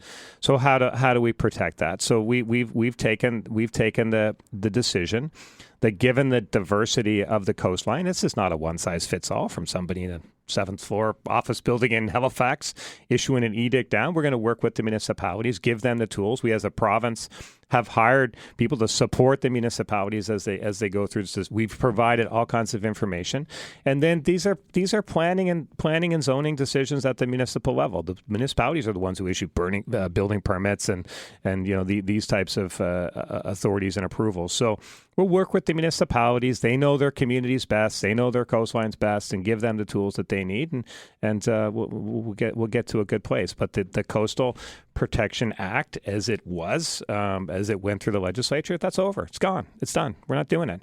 We're doing something else, though, and it wouldn't be fair to say we're doing nothing, and it wouldn't be fair to say we don't care, because we are doing a lot, in my estimation. But I accept that not everyone. But will you keep the municipalities' feet to the fire, so to speak, because they're obviously busy and they have a bunch of things that are on their agenda too, and as you mentioned, the coastline's a jewel for Nova Scotia. If municipalities aren't interested in doing it or can't afford to do anything, is there something that you can do as a province to push that along? Well, I think there's other factors as well. Can you get insurance? So if you build in a certain place, maybe you don't get house insurance, right? Maybe you still get a permit and you build somewhere where you don't have insurance, and something happens and your house gets destroyed. Well, don't come to the province then and say we want you to buy our house or something. So I think there's kind of market forces there too, but certainly from the elected authority level at the municipality, they know what the coast is like in certain areas, and we have some faith in them on that. 902-405-6000 or 1-877-801-8255. Premier Tim Houston here for the next 15 minutes. We're going to try to get to as many calls as we can on the other side of the break. You're listening to the Todd Veinotte Show. Back in minutes. All right, welcome back. We're down to the ninth inning here. So, again, I will ask you to keep your preambles short so that we can try and get to as many people as you can. I hate disappointing people on a Tuesday. I know the Premier does too. So, 902-405-6000 or 1-877-801-8255. Let's go to John. John, how are you? Good, how are you? Good. Your question for the Premier, please. My question, I'm in the Nova Scotia Truckers Association, and Mr. Kelly, without any confrontation with our association or even his own MLAs, decided to do away with the 2080 rule.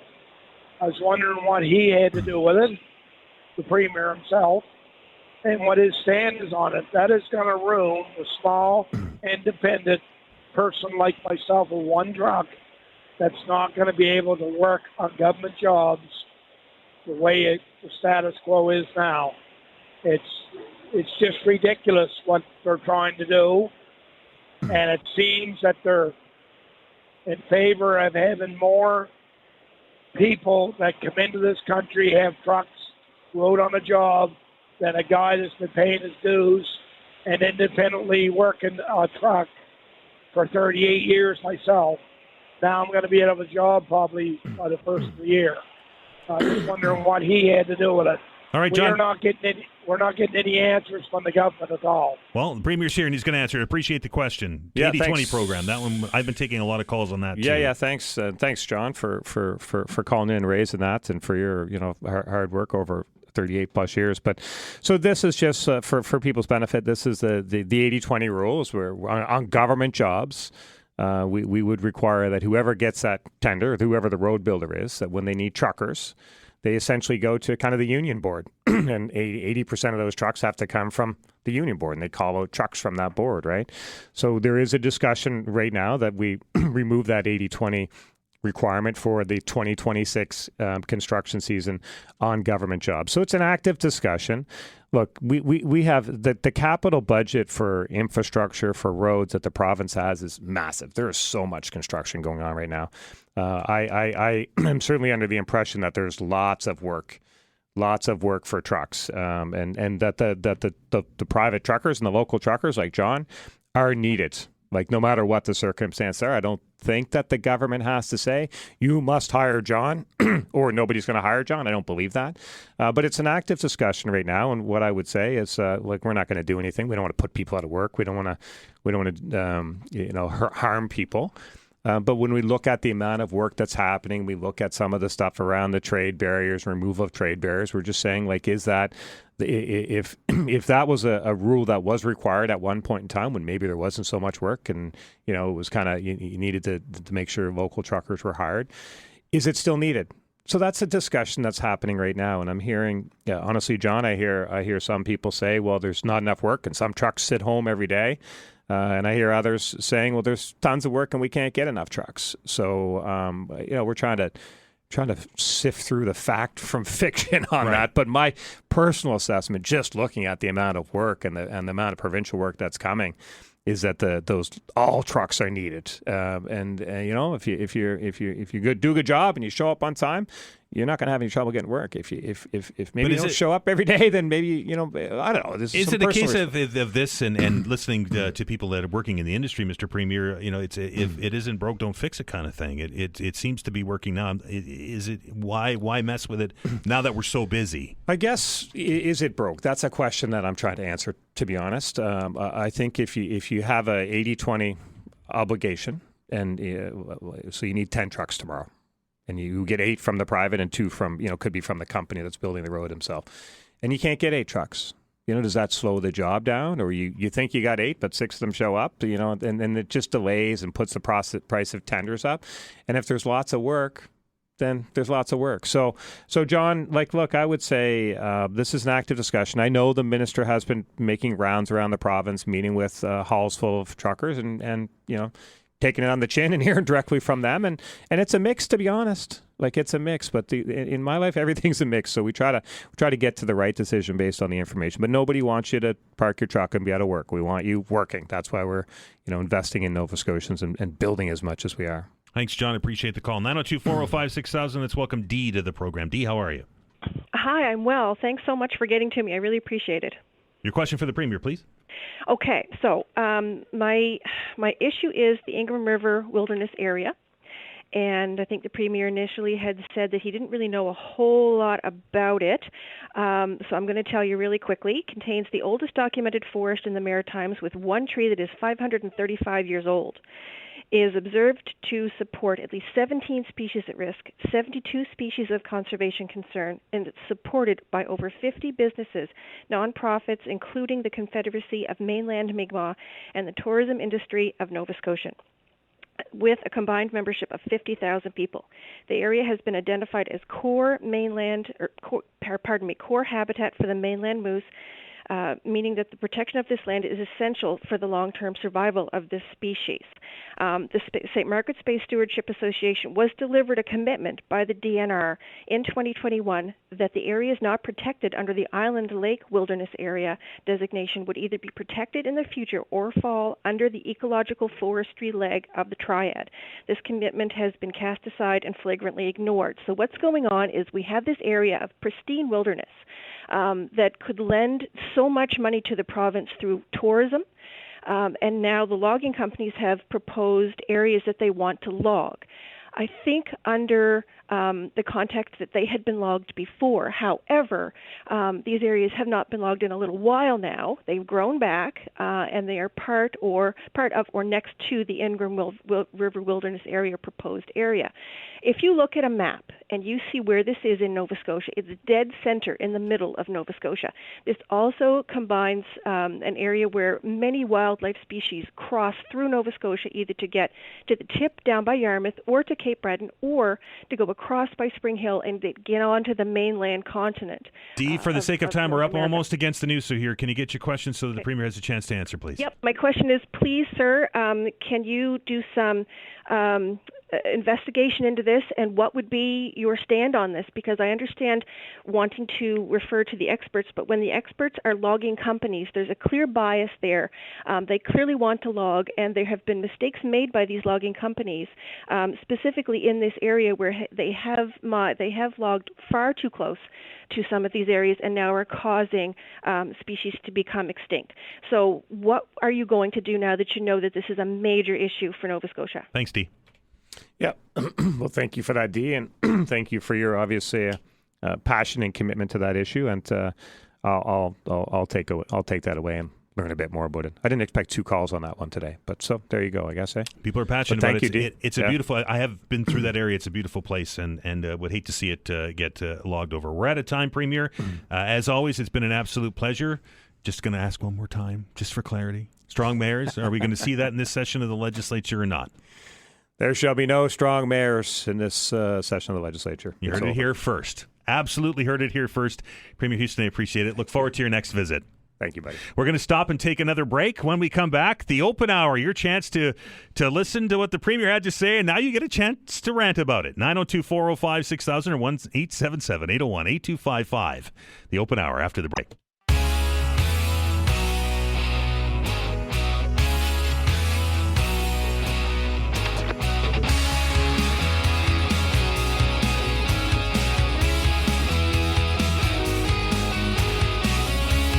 All right, welcome back. Hour number 3 of the Todd Veinotte Show. I'm Dan Alstrands, who just had our hour-long conversation with the Premier, and I know that some of you are disappointed that you didn't get your question on. I understand that. Some of you suggest that we should maybe do this a little bit different next time. We maybe go commercial-free. Maybe we go without news breaks. I'll take that all into consideration when we bring the Premier back on so that we can get more callers to the air. But I do appreciate the Premier spending some time with us here and answering the questions that we did get to today. And now you've listened to it for the last hour. I'm very curious to your thoughts. The big news item that came out of it, and we broke it here. You heard it first right here on the Todd Veinotte Show today, is that the provincial government will not be bringing strong mayor legislation in during this session. The Premier said it sitting in that chair right there. So I know that after he said it, I asked him, really, is this? And he was absolutely serious that it won't be coming during this session. So you have it here first. So I know that if Mayor Fillmore was looking for that to come out of this session, I was looking for it to come out of this session, to be honest, because I thought with all of the talk and all the rhetoric over bike lanes and regional plans and so on and so forth, that was what probably was going to be one of the first things that we saw on the legislative agenda this time around. That is not to be the case, at least according to the Premier. No strong mayor powers coming this session of the provincial legislature for Mayor Fillmore or for any other mayor in Nova Scotia. So that's why we ask the questions, and that's why we get the answers right here on the Todd Veinotte Show. 902-405-6000 or 1-877-801-8255. Your thoughts on what you heard from the Premier. Was a little bit interesting to listen to the Premier not have a whole lot to say about the ongoing situation there on the Ingram River. I know that has been a topic of discussion for some time. I know that the Stewardship Association over there has been talking about this for some time. I did link him some information on it, so I'm sure he's going to spend his time while he's driving over to the provincial legislature to get back to work to go over that. Hopefully, we can do some good with that, and hopefully he'll take a look at it. And hopefully we'll hear back from him about what his decision is. 902-405-6000 or 1-877-801-8255. Let us go to Joe. Joe, how are you? I've been better. How about yourself? I'm okay. What's on your mind? I just realized when I was waiting online, I waited, I was one of the first callers, and for some reason I got dropped. I called back. And my call, as I listened to the show, and by the way, good show. Thank you. Really good show. And I think you're doing a pretty darn good job, actually. Well, I appreciate that, Joe. Thank you. Well, no, we appreciate it. We have to listen to it, so good job. I don't even like listening. No, I'm kidding. I appreciate the I appreciate the kudos. Thank you very much. I'm just going to say I have a very high opinion of Tim Houston as an individual, as a premier, and I'm in my late 70s, and I don't remember anyone that came close to this man as a premier of Nova Scotia in all my time. I think he's got really very competent, very straightforward. He tried to be as honest and as fair as possible. He's a very impressive guy. So having said that, I realized how the importance of my call paled. I was almost embarrassed when I realized how insignificant it may seem in light of all the other comments and callers that were trying to come in. And because of that, I think it's an enormous opportunity for this radio station to make a larger opportunity for him to not only come back, but to stay longer and perhaps even devote an entire show to what this man has to say and to answer questions. Well, and Joe, I appreciate that, and I took a couple of emails here during the break saying that maybe next time if the premier only has an hour, maybe we go commercial free or we limit the news and those kind of things. We'll take a look at the whole thing. I think getting a 3-hour commitment out of the premier, he's a busy guy. Like I can't tell you how hard Vanessa Vanden has worked on the other side of the glass, trying to get this to happen for an hour today. So I think 3 hours probably a whole lot to ask, but we will certainly take it into consideration. And hey, we can make the pitch. The worst thing he's going to say is no, right? Dan, you're a younger fellow than I am, but you remember FDR's fireside chats, right? Yeah, absolutely, I do. Mr. Trudeau, the embarrassingly largest failure we ever had as a prime minister, tried the same tack, but he didn't have the street cred behind him to pull it off. But I think Premier Houston has an opportunity to capitalize on that mentality of a fireside chat. And God knows here in Nova Scotia, there's total chaos right now in the province, particularly in the city. And boy, we could sure use that kind of a positive feedback from the premier. So I think it would behoove him, as busy as he is, to take the time to maybe both of you to consider doing that. And I'll be all ears. So anyway, thanks for the opportunity. And I really enjoyed the show today. I found it significant and important. Thank you. Joe, I appreciate it. Have a fantastic day. You too. 902-405-6000, 902-405-6000. Just to go back onto that, and I think I said it at the beginning of the show, and I think I said it when he was in the room. The premier comes in here with a pen. He doesn't come in here with a book of speaking points and everything else. Now, does he go to his speaking points? Of course he does. He's a politician. It's part of the territory. But in fact, I was kidding with him off the air that I have a book of notes when I come in when he joins the program, and he is speaking. Either he has a fantastic memory. Maybe he has one of those endemic memories. I don't know, but he is able to do all of that stuff without any kind of aid. And to be able to do that, speaking from experience, being on this side of the microphone, not easy to do at all. So I got to give him credit. And been doing this. Our radio station is almost 20 years old. Can you believe that? We've been here for 20 years. And there's been a number of different premiers of Nova Scotia throughout the years. And I don't remember a premier, geez, I'm going to feel like I'm going to be heaping all praise on them all day, but that has been as open to do these kind of programs as Tim Houston has been. That goes Ronnie McDonald and Daryl Dexter and Stephen McNeil, and the list goes on, right?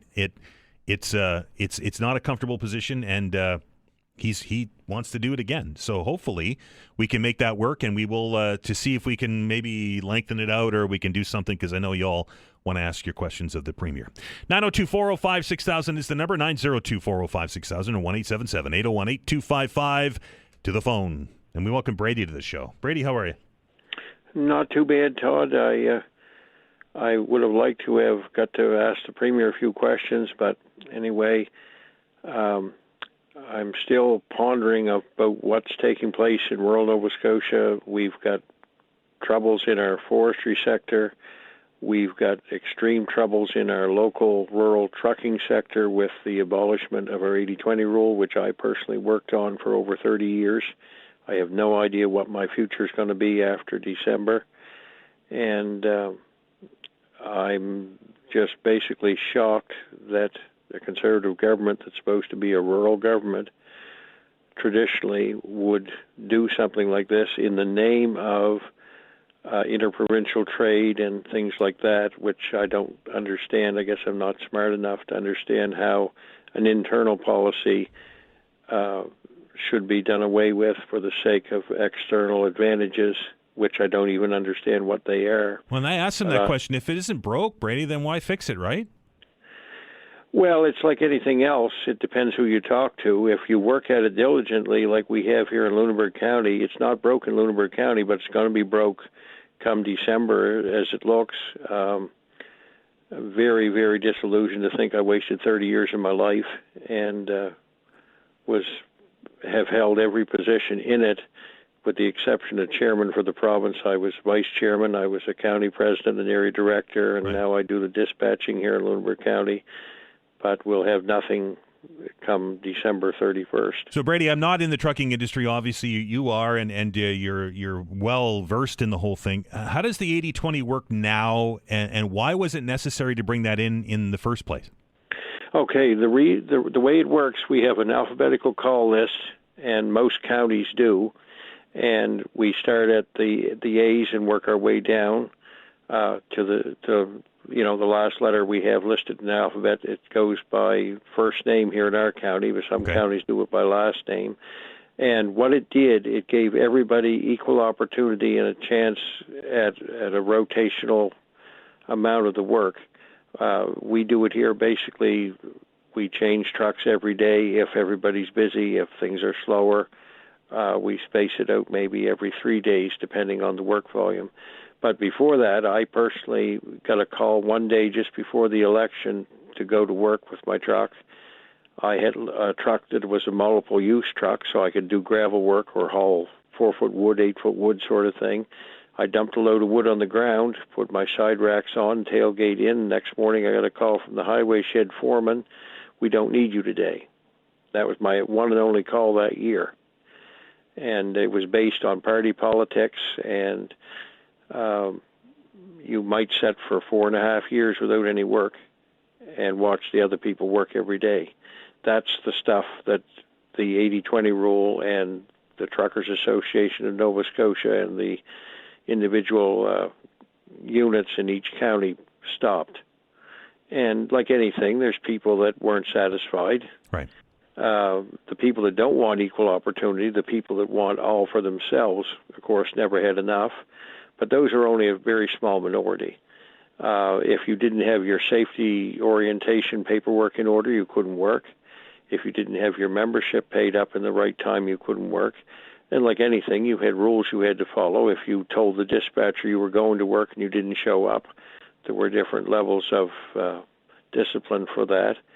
And based on the severity, you might miss one rotation, you might miss two, you might miss three, you might be suspended for the year. It all depended how severe your failings were. So, like anything, there was good people in it, Todd, and poor people. And like I told some politicians last night, I said, "You've got your second term. You're guaranteed your life's pensions. I'm guaranteed nothing after 30 years of work." I hear you.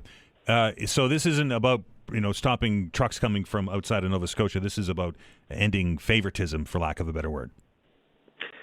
Well, I don't see it as favoritism. What it does, we get the contractor gets one truck, then we get 8, then the contractor gets the second truck. And there's rules to follow for each situation. Like if you have to barge trucks across to an island, there's a protocol for that. If you've got work on a divided highway, there's protocol for that. And a committee of us built that regulation over the course of about 12 years in total. And it was modified as we went along to cover every opportunity that came up as a problem we tried to fix.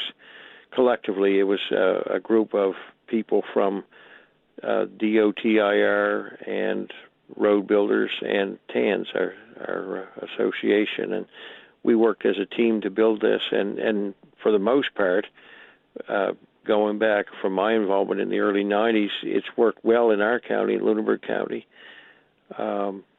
Like any people, everybody's different. Some wanted more work, some were happy with it, and other counties maybe didn't put the effort into it that we did here, and maybe didn't do as fair a job or as unbiased a job. We never let politics enter into, doing our jobs, and we were quite happy up until we got a letter given to us by the present DOTIR minister saying that as of December 31st, it would no longer be included in any of the construction contracts. And I'm not sure if the government of Nova Scotia, if they're going to reach outside Nova Scotia for their tax base when people have no work and can't pay their taxes. If they have no work, will we be open to go to Ontario and BC and Alberta for work or what? I don't know. Brady, appreciate you sharing with us. Thank you very much. 902-405-6000, 1-877-801-8255. The open hour continues right after the break.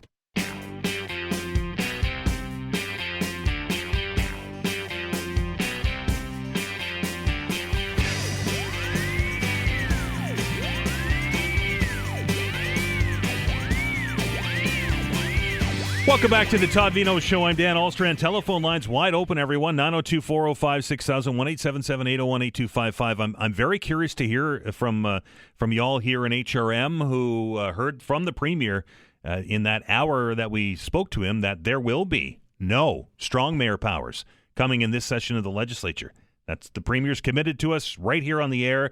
I know that there have been many of you that have called this program suggesting that Andy Fillmore should be granted strong mayor powers. But the Premier saying that isn't going to happen this time around. So I'm very curious as to what your thoughts are on that and where we go from here.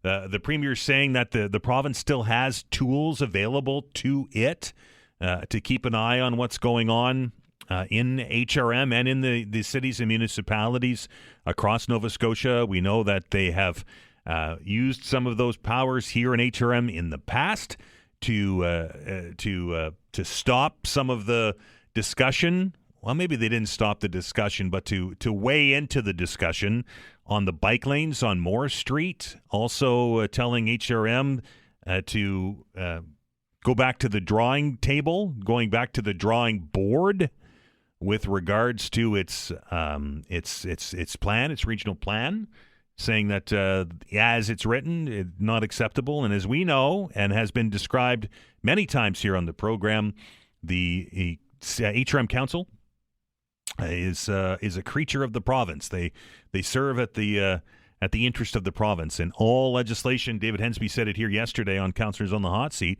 all legislation that is passed, all bills, all bylaws that are passed within the HRM Council are subject to ratification by the minister responsible.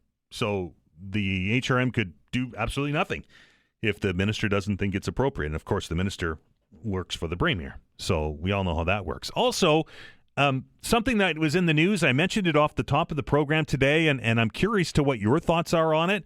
Did you read the articles on the interveners yesterday at the Halifax Water Commission, or Halifax Water, I suppose, who are proposing that 36% increase in water rates? I was kind of taken aback reading it because the big nugget that came out of yesterday, there was a lot of nuggets there yesterday. Killam Properties saying that this is going to get passed on. The Kevin Russell, who we've talked to many times here, is saying that this is going to get passed on. But an admission of sorts from Halifax Water yesterday that they didn't consider how the proposal to raise the water rate by 36% over 2 years would affect low-income residents. Now, that one kind of jumped off the page at me. That is the demographic, that is the group that is likely to be impacted the most by this, right? At least at a residential level. We've kind of focused on the commercial and the industrial with the letter from Olin's that we've talked about here in the past. But low-income people at the residential level are the ones who are likely going to get impacted by this the most, because even if they don't own a home and don't pay a water bill and it's part of their rent, it's going to get passed on. It's just the way it is, right? Premier Houston over the last hour saying he's not happy with this 36% increase. He's on the record as saying not happy with this increase in power rates. But this 36% increase at Halifax Water is being debated as we speak, and that was something that caught my attention. And I'm very curious as to what you think about the whole thing. No strong mayor powers. The Premier committing to that right here on the program today. Andy Fillmore will not see strong mayor powers in this session of the legislature, at least. And Halifax Water kind of forgetting that the low-income people are going to be hit the hardest by this 36% increase in a water bill. Kind of sounds out of touch to me, doesn't it? 902-405-6000 or 1-877-801-8255. Lots of open lines if you want to get into the discussion. The open hour will continue on the other side of the break. You're listening to The Todd Veinotte Show. I'm Dan Alstrand. We're back in minutes.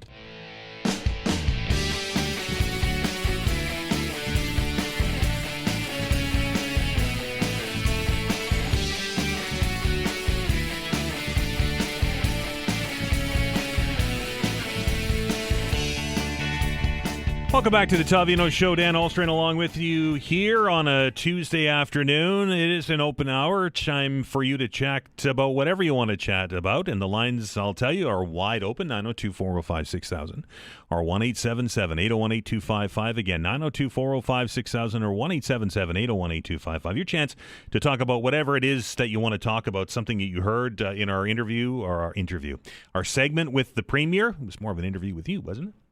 And something you heard, something you liked, something you didn't like. Also, some breaking news. Chrystia Freeland leaving the government, which is a bit of a shocker, at least to me. Having gone through with the Trudeau government and then running for the leadership of the party and then getting back into cabinet. And now I understand leaving to go do some work in Ukraine. Which we know she's very passionate with. That was a bit of a shocker to me. Also, lots of discussion during the conversation with the Premier about the news that I think he broke here. In fact, I know he broke here. There'll be no strong mayor powers handed out to at least to Andy Fillmore or to any other mayor in Nova Scotia during this session of the legislature. There had been lots of discussion about that here after the debate over the bike lanes and some of the other decisions that council has made. That's not coming. I thought it was. I thought it was going to be one of the first agenda items on the when the legislature opens, and it is not the case. So there's that. There's the Halifax Water. There's a whole lot of things. The Auditor General releasing a report today. There's all kinds of stuff to talk about. 902-405-6000 or 1-877-801-8255 to the phones. We welcome Doug to the show. Doug, how are you?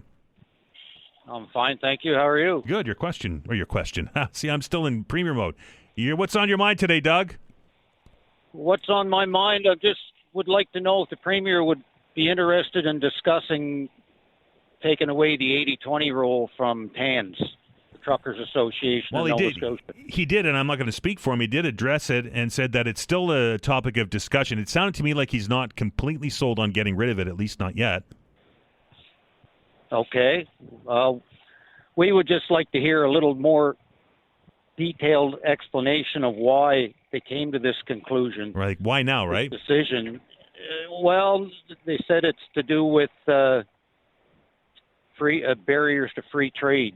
Yep. Is what we were told, and we just don't understand, how the two things are connected. Well, my concern, Doug, and you're connected to the industry more than I. My concern was that when he mentioned free trade as a reason why, then maybe the companies that are working here and were looking at bringing trucks from outside the province. Is that possible? I suppose it could be. It's not very likely or realistic. Our work is specific to where we live. We go to work in the morning, we go home at night. So I have to think that other provinces have people that do the same thing. So then I have to wonder why would they be coming here to work from morning till night? It's not long haul trucking. No, I get it. It's mostly road construction, right? That's correct. So it wouldn't make sense to drive one of those big dump trucks all the way from Ontario to work here. New Brunswick, Ontario, PEI, Quebec. Anyway, Doug, hopefully we'll lay it out more. I wish I had a better answer for you. Okay, thank you. I appreciate it. 902-405-6000, 1-877-801-8255. The Premier did say when we asked him the question about 80-20 that it's had to do with interprovincial trade, and that's why it kind of triggered in my mind that maybe, across maritime work, maybe from, as Doug said, PEI from New Brunswick. I often worry about government changing things that, if you listen to Doug and to our previous caller, I think his name was Brady, seem to be working. It just change for the sake of change. It's never good, is it? Let's welcome Greg to the program. Greg, how are you? Hey, how you doing? Good. It's on your mind. Just want to make a comment about the water bills. Sure. You mentioned that the low-income people are going to foot this bill.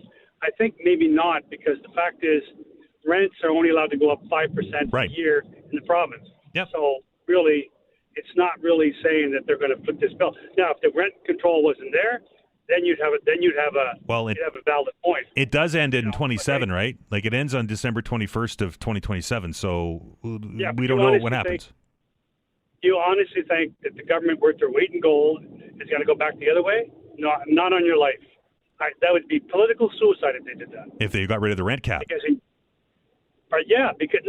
keep it, not get rid of it, but keep it. Because if they get rid of it, skyrocketing stuff, and you're really going to hurt people. Right, absolutely. I can use myself as an example. The apartment I have now, if I walked across the street and got the very same one, $1,000 a month more. Yeah, exactly. That's right. But I mean, like I say, if they which I don't think they're going to take away the rental thing there. They're going to say, I think they're going to keep it there for now, because that would be political suicide. Right. Because people would say, "Well, look what you're doing here." But Greg, when somebody leaves and they re-rent that apartment, then they can tack that 36% onto that rent, right? So somebody looking for an apartment will get hit. Yeah, but that's what happens, and then that's why people are not going to move. That's why if you're going to go that, you're going to be paying what they ask for. If you don't, well, it's going to sit empty. Yeah. But I'm just saying that people are going to stay where they're at now and not move, because they know very well if they go somewhere else, they're going to be a lot more than they're paying now. I hear you. How much is that 36% going to hit you in your place? Well, that's why next year we're going to be moving. Probably to Ontario or Quebec, I think. Right? God. It hurts, right? Yeah. Well, my wife's retired, and I'm going to retire next year. So then, that's another thing. We're going to have to find out where we're going to live. Right. Can I afford living down in Halifax? Not now. No. Too much. It's expensive. It's expensive. Right. My sister's got a duplex in Montreal, 1-bedroom apartment, 2-bedroom, $1,000 a month. I guess we might be ending up going there. And I have no choice. I don't want to leave, but what a mess, eh? It is. Greg, I appreciate the call, sir. Have a good one. Thank you. Bye-bye. 902-405-6000 or 1-877-801-8255. Let's go to the phones. Welcome Don to the show. Don, how are you? Oh, hi, Dan. How are you? Good. You're what's on your mind? Okay, I was trying to ask a question for the Premier, or really I had an idea, but you had so many calls. Right, it was busy. Never had a chance to express my idea. What's your idea? And it has to do with Nova Scotia Power. Okay. I know I've heard on your program there's been a lot of criticism about Nova Scotia Power. Yep. And some people even suggested that the government should buy back Nova Scotia Power. One of the problems with that is it would be far too expensive. It'd be crazy expensive. If they went out in the market theoretically and bought all the shares. Right. they'd be spending billions and billions and billions of dollars, which You're correct. I don't think is feasible. But there is a concept called significant influence. Okay. For example, if you, Dan, had enough money and you bought only 20% of the outstanding shares, okay, you would be deemed to have significant influence. Perhaps you would even be allowed to choose somebody for the board of directors. So you would have influence on the financing, investing, and operating activities of Nova Scotia Power. Without right ownership. I get it. Yep. And in fact, if the shares are widely held by many, many, many different people and financial institutions, 20% may give you control of the operations. Right. As low as 20. So my idea was, why doesn't the government consider this? If they issue a special bond, now Dan, what do you think the interest rates on bonds are nowadays? Can't be very much. No, they're not. There might be less than 3%. Yet Nova Scotia Power, their current, what they call the dividend yield, currently is 4.5%. That means if somebody bought a share today of Nova Scotia Power, pretend they paid $100 for it. Right. They would get $4.50 dividends. So the government could leverage their ownership and actually make money from owning 20% of the shares. And they can exercise control or influence on the activities. So maybe we won't be seeing a 30% increase in rates, etc. Right. So Don? I hope, somebody in the government, in the finance department, it'd be nice if they heard it and maybe just consider the idea. Just give it a thought. Appreciate the call, Don. Okay, thank you. 902-405-6000, 902-405-6000. Very quickly before the break, news from Halifax Mooseheads announced today that the Mooseheads will be the host team for the 2026 entry draft on June 5th and 6th of next year. The first round will take place Friday evening, while rounds 2 through 12 will be held Saturday. It'll be the first time that the Mooseheads franchise have ever hosted the Quebec Major Junior Hockey League draft. So there will be a lot of kids in town during that time waiting to hear their names called to go and play junior hockey. That announced today that the Halifax Mooseheads and Halifax by extension will be the host team and community for the 2026 entry draft on June 5th and 6th, right here in HRM. We'll take our last break here on the program. Open Hour continues on the other side. You're listening to the Todd Veinotte Show. Back in minutes.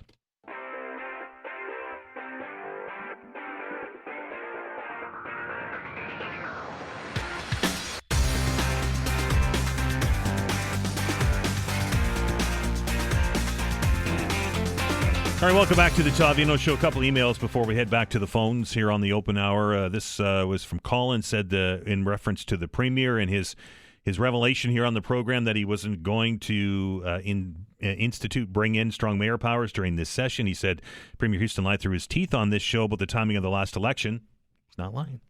And why do we believe him on no strong mayor powers? And that's from Colin. Also on strong mayor powers from John. John said, no surprise the Premier saying it won't happen this year. They have other tools at their disposal to intervene if council strays in the wrong direction.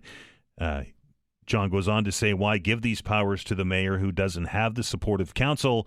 What has the mayor accomplished since being elected? 902-405-6000 or 1-877-801-8255. In case you're wondering what the heck I'm talking about, the Premier announcing right at the end of our segment with him this morning that he will not be bringing strong mayor powers into effect in this session of the legislature. So if he is being less than truthful, then we will definitely hold him to account here on this program. But I truly believe he's not, just based on the way that the discussion kind of unfolded throughout that hour. I don't think you're going to see it. I'm shocked, and I think I've said that a few times. I thought for sure, and I think I've told some of you that I thought that was going to be the number one item on the agenda this time around. But it's not. You heard it here first, right here on 95.7 News Radio. To the phones, and we welcome Michael to the show. Michael, how are you? Great. How are you today? Good. What's on your mind? Just going to call about talk about last night's town hall meeting we had in Lower Sackville with Honorable Brad Johns showed up, our MLA, Councillor Young from Hammonds Plains, Councillor Gillis from my constituency in Lower Sackville, Mayor Fillmore, past MLAs. It was just absolutely amazing. Everybody got to get up to the microphone. What kind of turnout did you have? How many people showed up? I'd say there was 80 to 100. Nice. And that pretty much, it was good. It was very, very constructive for sure. And we talked about everything. Staff Sergeant Morrison was there from the RCMP to address concerns from everything from syringes being found up by the homeless shelters to traffic, speeding. It was very constructive, and it worked. Like government, it worked last night. They listened to us. Mayor Fillmore was very presentable himself. We got 2 to 3 minutes up at the microphone, and we all had our say. But we even had people from other districts there that couldn't even deal with their councillors to come deal with ours. So it's working where we're at. Hammonds Plains, Lower Sackville, these people are working for us, and it's simple, and they know this. If they don't, in 4 years, we don't put them back in. Right. It's just that simple. But no, it went over really well. I've never seen that before with a mayor in my community anyways, where he wants to come out and hear our problems. And it was very, very well done, I must say. I think town halls are valuable. I really do. And I think that, particularly at the municipal level, because that is the form of government closest to the people, right? They're the ones that deal with the potholes and the issues, everyday issues, right? And not the sort of the 60,000 foot view. So I'm glad to hear that it worked well, and I'm hoping to hear that we get more of these, particularly with the mayor showing up in the future. Well, yeah, and the MLAs had their piece too, because there's a lot of, when it comes to roads, there's shared roads with the provincial that has their jurisdictions, and we happen to meet our road to their. It just went well, and you know what? They gave answers, and if they didn't give answers, I guarantee you they're going to come back with some. So it just went well. There's a lot of negativity on the way that all works, and last night was very positive, and everybody left with a smile on their face and almost felt like accomplishment because you had your piece. So it was a functioning government, and it was nice to see. I just wanted to make note of that. That's all. Appreciate it, Michael. We talked about everything from water rates, right, and everything, and it was good. But I just had to say my piece, and have yourself a great day. You too, sir. 902-405-6000 lines are open. Just about out of time here on this edition of the program. Tomorrow we have a busy show planned for you, as we do every Wednesday. We're going to, of course, welcome Dr. John Gillis in for house calls. So if you have a medical question, good opportunity to get some answers there. We're going to have a conversation with the province's auditor. If you haven't heard, the Auditor General releasing a report earlier today on taking a look at planning and acquiring nursing home beds. The report looked into the province's plan for 5,700 new and replacement nursing home beds by 2032. Kim Adair said there was a number of things that she said in the report. One that kind of jumped off the page at me is that there was a lack of evidence behind a decision to renovate or build more than 1,000 of those beds. So that leads me to believe, and we will ask, of course, for clarification when Kim Adair joins the show tomorrow, that we're building them where they're not needed, maybe. And the procurement rules, this is not the first time that the Auditor General has raised questions about procurement rules.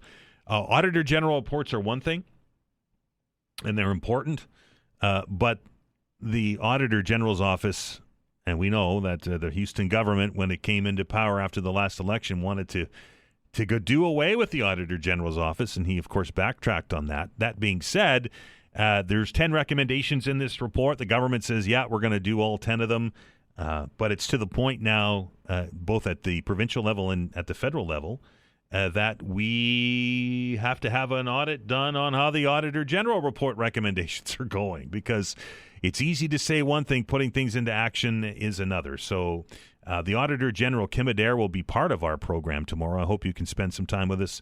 As I mentioned, Dr. John Gillis will be here. Did you hear the news about Dalhousie University? Good news there today that it looks like the lockout is over. I know that there are a number of parents, including one from across the glass from me, that's pretty happy that their students are going to be able to get back to class. I don't know the deals, don't know the details of the deal yet. And that's normal, right? When there's a negotiation and there's some kind of an agreement made, that it goes to the members for ratification first, and then we hear the details of the deal after.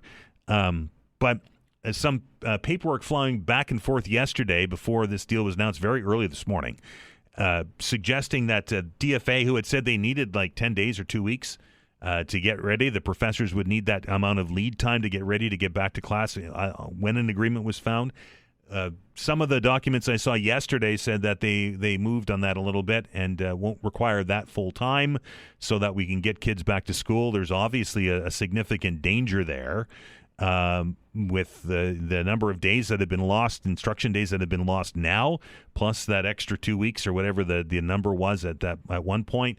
Would be, we'd be very deep into the semester before we even got to the first teaching day. So we'll get the details on that. We've reached out, of course, to all the parties involved here on the program, trying to get them to join the show with us tomorrow.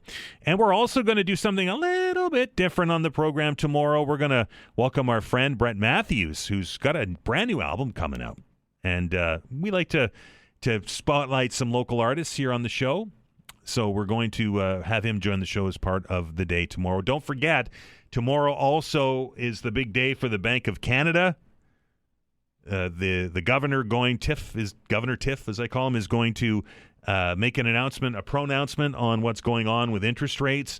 And of course, when that happens, we welcome our friend from Mortgage 101, Clinton Wilkins, into the show. He's going to take up just a chunk of the open hour tomorrow to give us a little bit of perspective on what's going on with regards to the Bank of Canada rate.